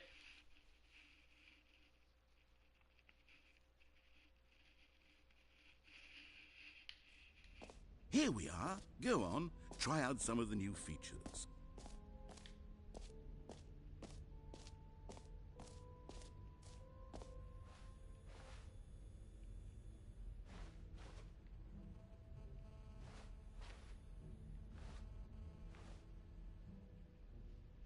It says no screenshots. I wonder if you get a trophy for screenshotting. So give me 1 second, guys.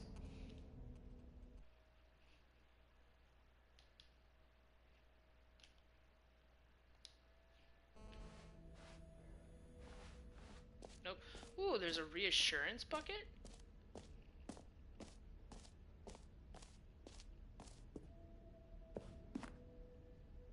A common complaint of the Stanley Parable was that it was confusing and paradoxical, that it engendered a chaotic sense of reckless despair in those who played it. Well, I'm happy to say that after much consideration, I've engineered a clever solution to this fundamental problem with the game. It's the Stanley Parable Reassurance Bucket. You see, Stanley, anytime you're holding the bucket, a sense of calm and ease will fill your mind and your heart. It's true. As long as you hold on to the bucket, the many disorienting contradictions of the Stanley Parable will feel perfectly normal and perhaps even comforting. You may even come to long for the gentle embrace of jarring cognitive dissonance while the bucket is in your arms. And to be honest, it's a much more convenient solution for me than actually redesigning the game to be less uncomfortable. Can you imagine what a pain in the ass that would be? Yes, the bucket is the perfect solution. Come on, give it a try. Can you feel it? The glow of comfort, even in the face of crushing despair, must already be sweeping through your body. And in fact, can I say that I do believe the bucket lends you an air of charisma as well? I think that just holding it has made you the slightest bit more attractive as a person. The benefits of the bucket seem to go on, don't they? All this and more await you in the Stanley Parable 2.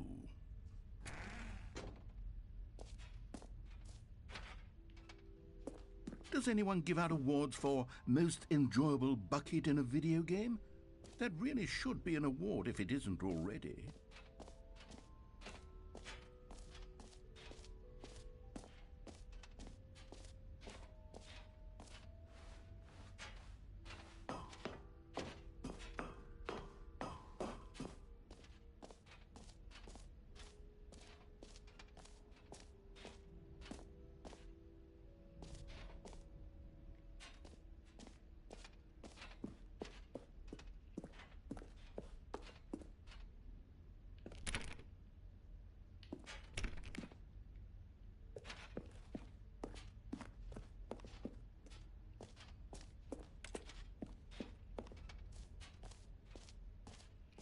I don't think there's much more here, aside from looking at the merch.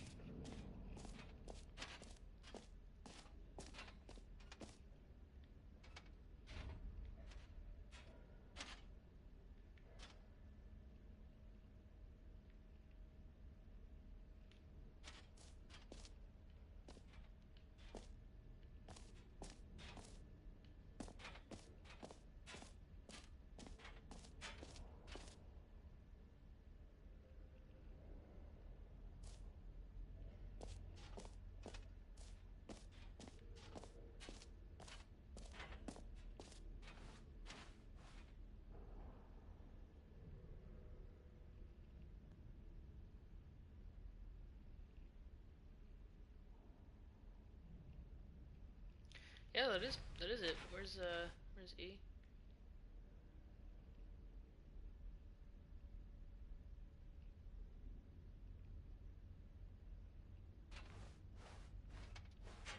E is supposedly this way. Definitely Q. Q for Quinn. All right, have you seen everything you wanted to? Ready to move on now? I even got my bucket.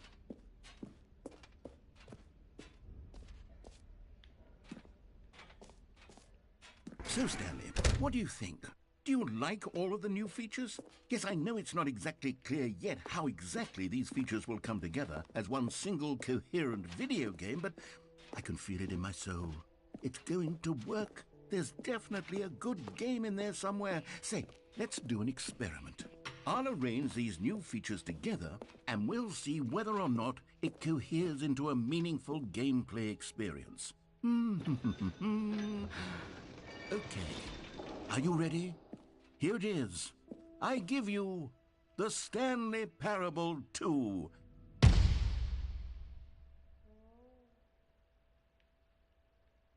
I mean, there's potential here, right? It's sort of... Okay, never mind. Hold on, let me do a different arrangement. Okay, yes, this is much better. I feel good about this. Here we go. Version 2. Who am I kidding, Stanley? This isn't a coherent video game at all. It's a lot of gags. And I do very much enjoy creating gags, but they don't add up to anything. I wanted more than anything to create a sequel that would capture all the magic of the first game. I wanted fans to love it. No matter how good these gags are, they won't stand on their own. They would need the structure and the gameplay of the original.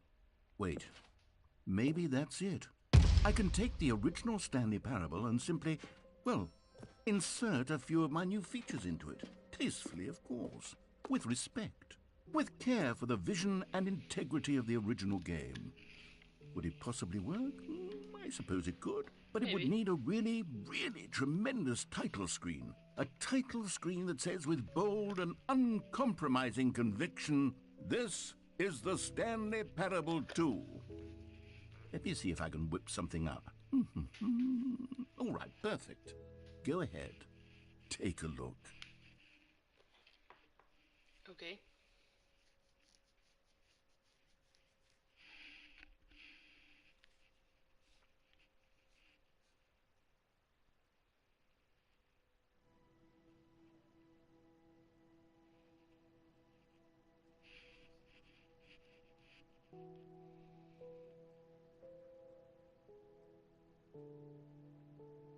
Oh, I could dig this.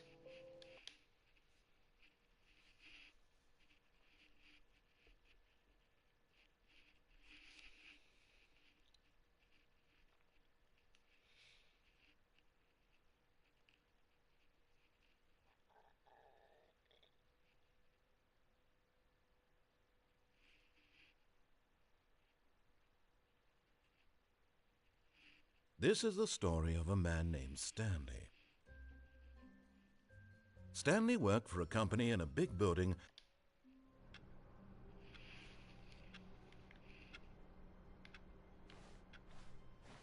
All of his co-workers were gone. What could it mean? Stanley decided to go to the meeting room. Perhaps he had simply missed a memo. Stanley picked up the bucket.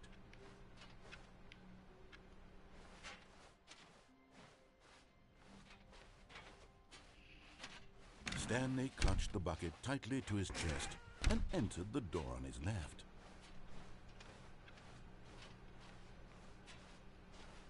Still no one was here.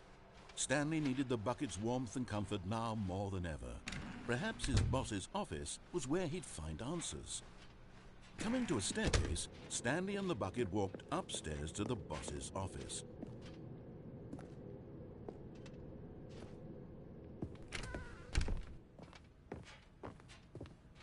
Stepping into his manager's office, Stanley was once again stunned to discover not an indication of any human life. Crushed by the weight of this revelation, Stanley may have broken down into an emotional dumpster fire if not for the soothing presence of the bucket.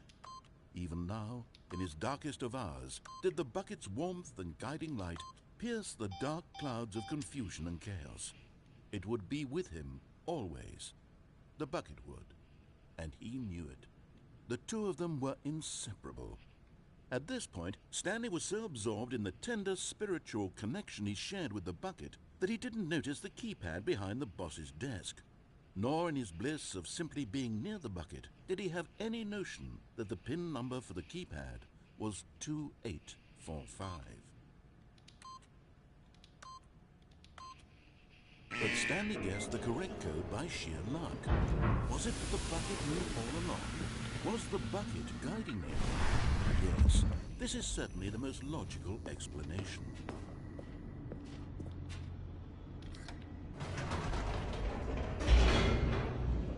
Okay, see you in a minute. I gotta take a shower. Alright, bud. You have a good night, man.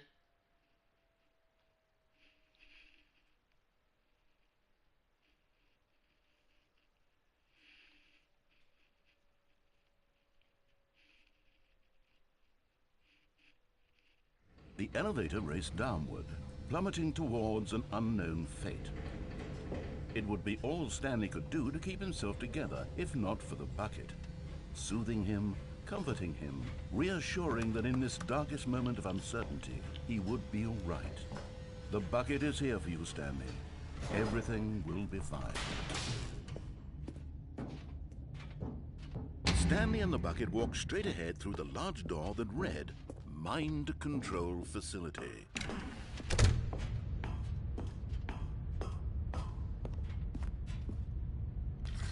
The lights rose on an enormous room packed with television screens. What horrible secret did this place hold? Stanley and the bucket both wondered to themselves.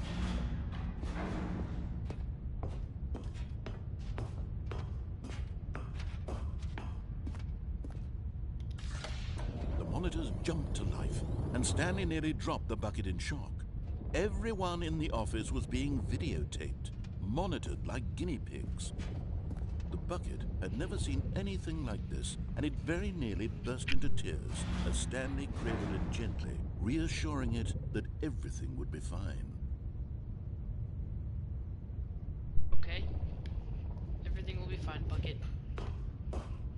It's okay, Bucket. It's just you and I.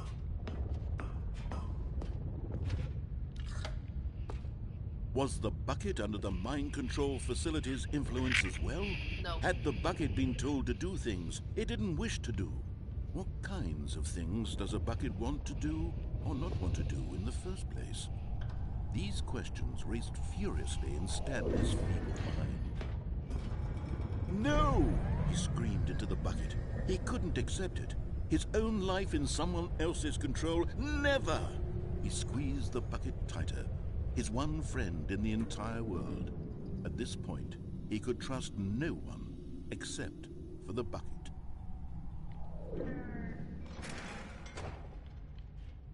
But here was the proof.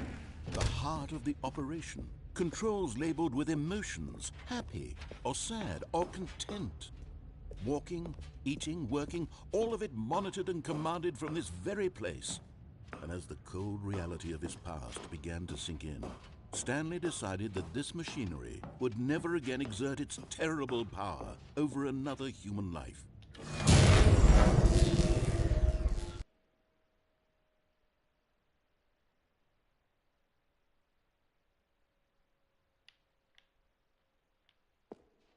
Stanley and the bucket waited in blackness. Was it over?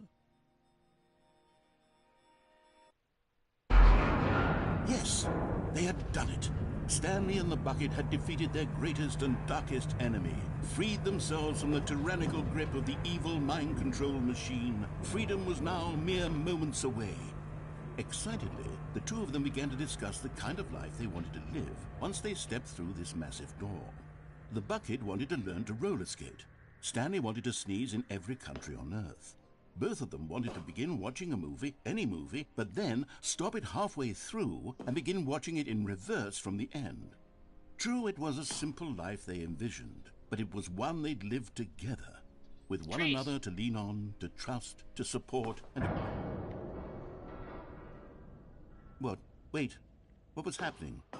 Why had the door stopped? Was Stanley and the bucket not about to be freed? An unbearable silence filled the room, lingering in uncertainty, until finally the truth hit Stanley square in the face. This building did not want the bucket to leave. No. Even the facility itself recognized the incredible calming presence of the bucket, needed the soothing warmth of the bucket, would go to any lengths not to part with the bucket. No, no, no. Stanley can't leave this place. Not while he has such a precious bucket in his arms. Not while this building has anything to say about it. Stanley realized he would never again leave this very room. But at least he has the bucket. To be trapped eternally in darkness isn't really so bad, Stanley thought to himself. As long as I have my bucket with me, right? I'll be okay, won't I? Stanley gulped. Very soon now, he was about to find out.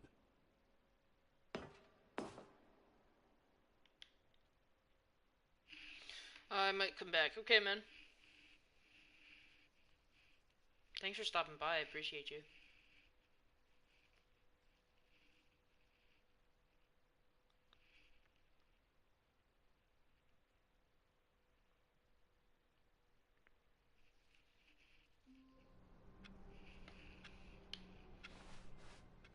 long was I sitting there? Stanley wondered to himself. Minutes? Days? Centuries? Did something crucial happen while my senses were turned? He made a note to be more careful with time. When Stanley came to a set of 2 open doors, he entered the door on his left. Alright, let's try leaving without the bucket. Yet there was not a single person here either. Feeling a wave of disbelief, Stanley decided to go up to his boss's office. Coming to a staircase, Stanley walked upstairs to his boss's office.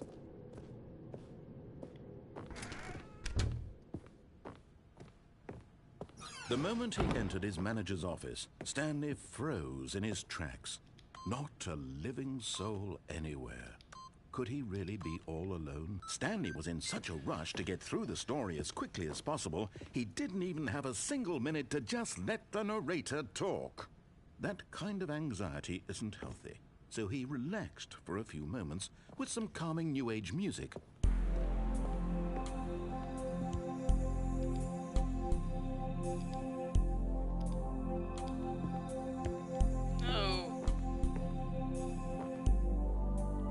Feeling soothed and rejuvenated, Stanley calmly walked forward into the opened passageway.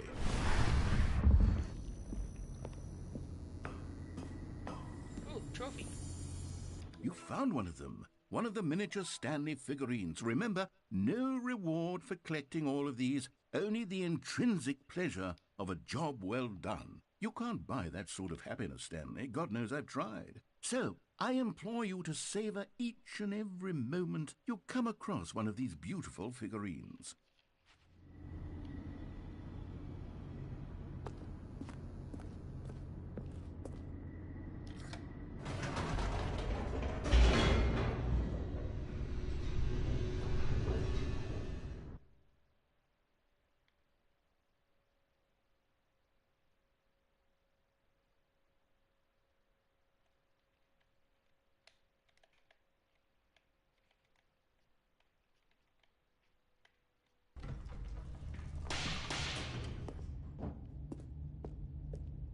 Stanley walked straight ahead through the large door that read Mind Control Facility.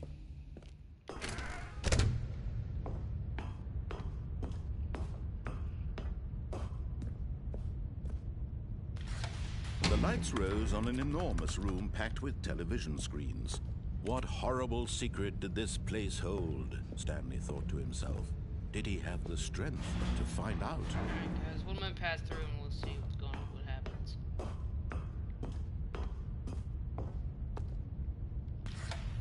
Now the monitors jumped to life, their true nature revealed.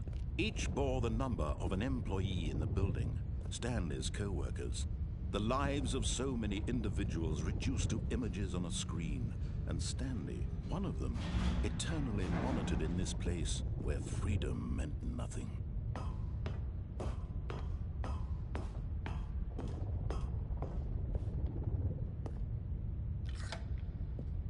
This mind control facility, it was too horrible to believe. It couldn't be true.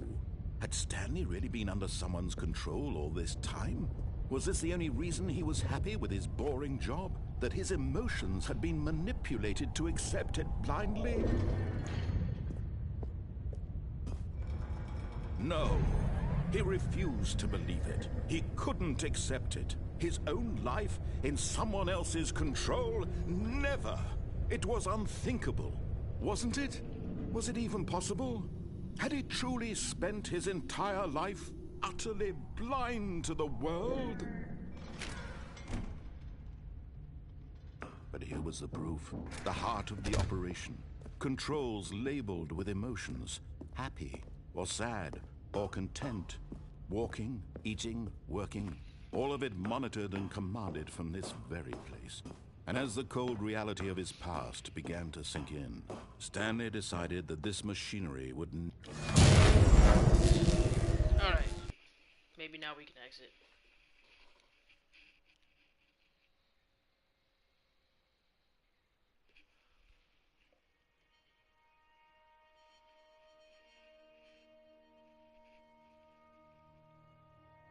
Blackness and a rising chill of uncertainty. Was it over?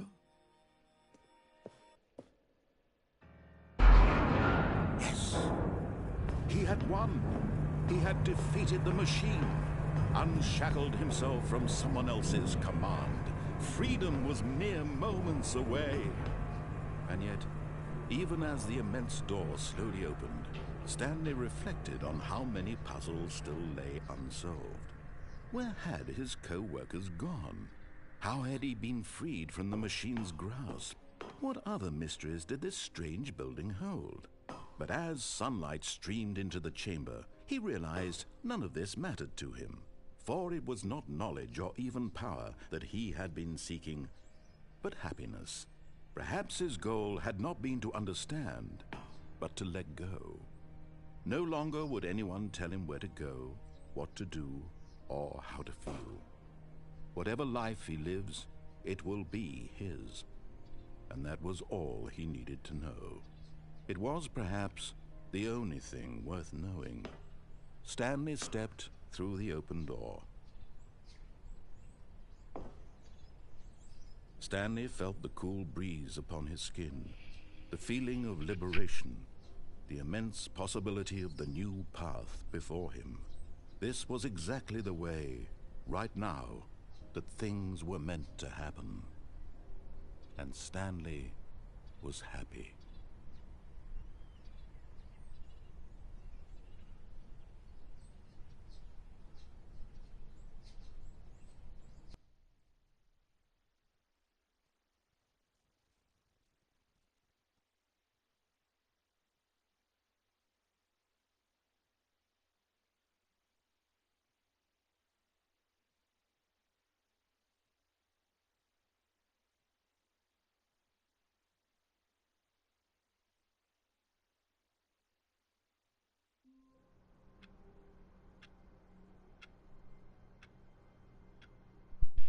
Well, I thought we beat the game, but maybe we did, I don't know. But guys, I think we're going to leave this off here. If you enjoyed this, please be sure to punch that like button. If you want to see content similar to this, you want me to play this again and try different routes and everything, let me know down below. Love to do so. Be sure to smack that subscribe button. Tomorrow we may play some Star Wars. Haven't decided yet. I might just play some prop hunt for everybody. Just have a good time. Until I talk to y'all next time. Bye-bye.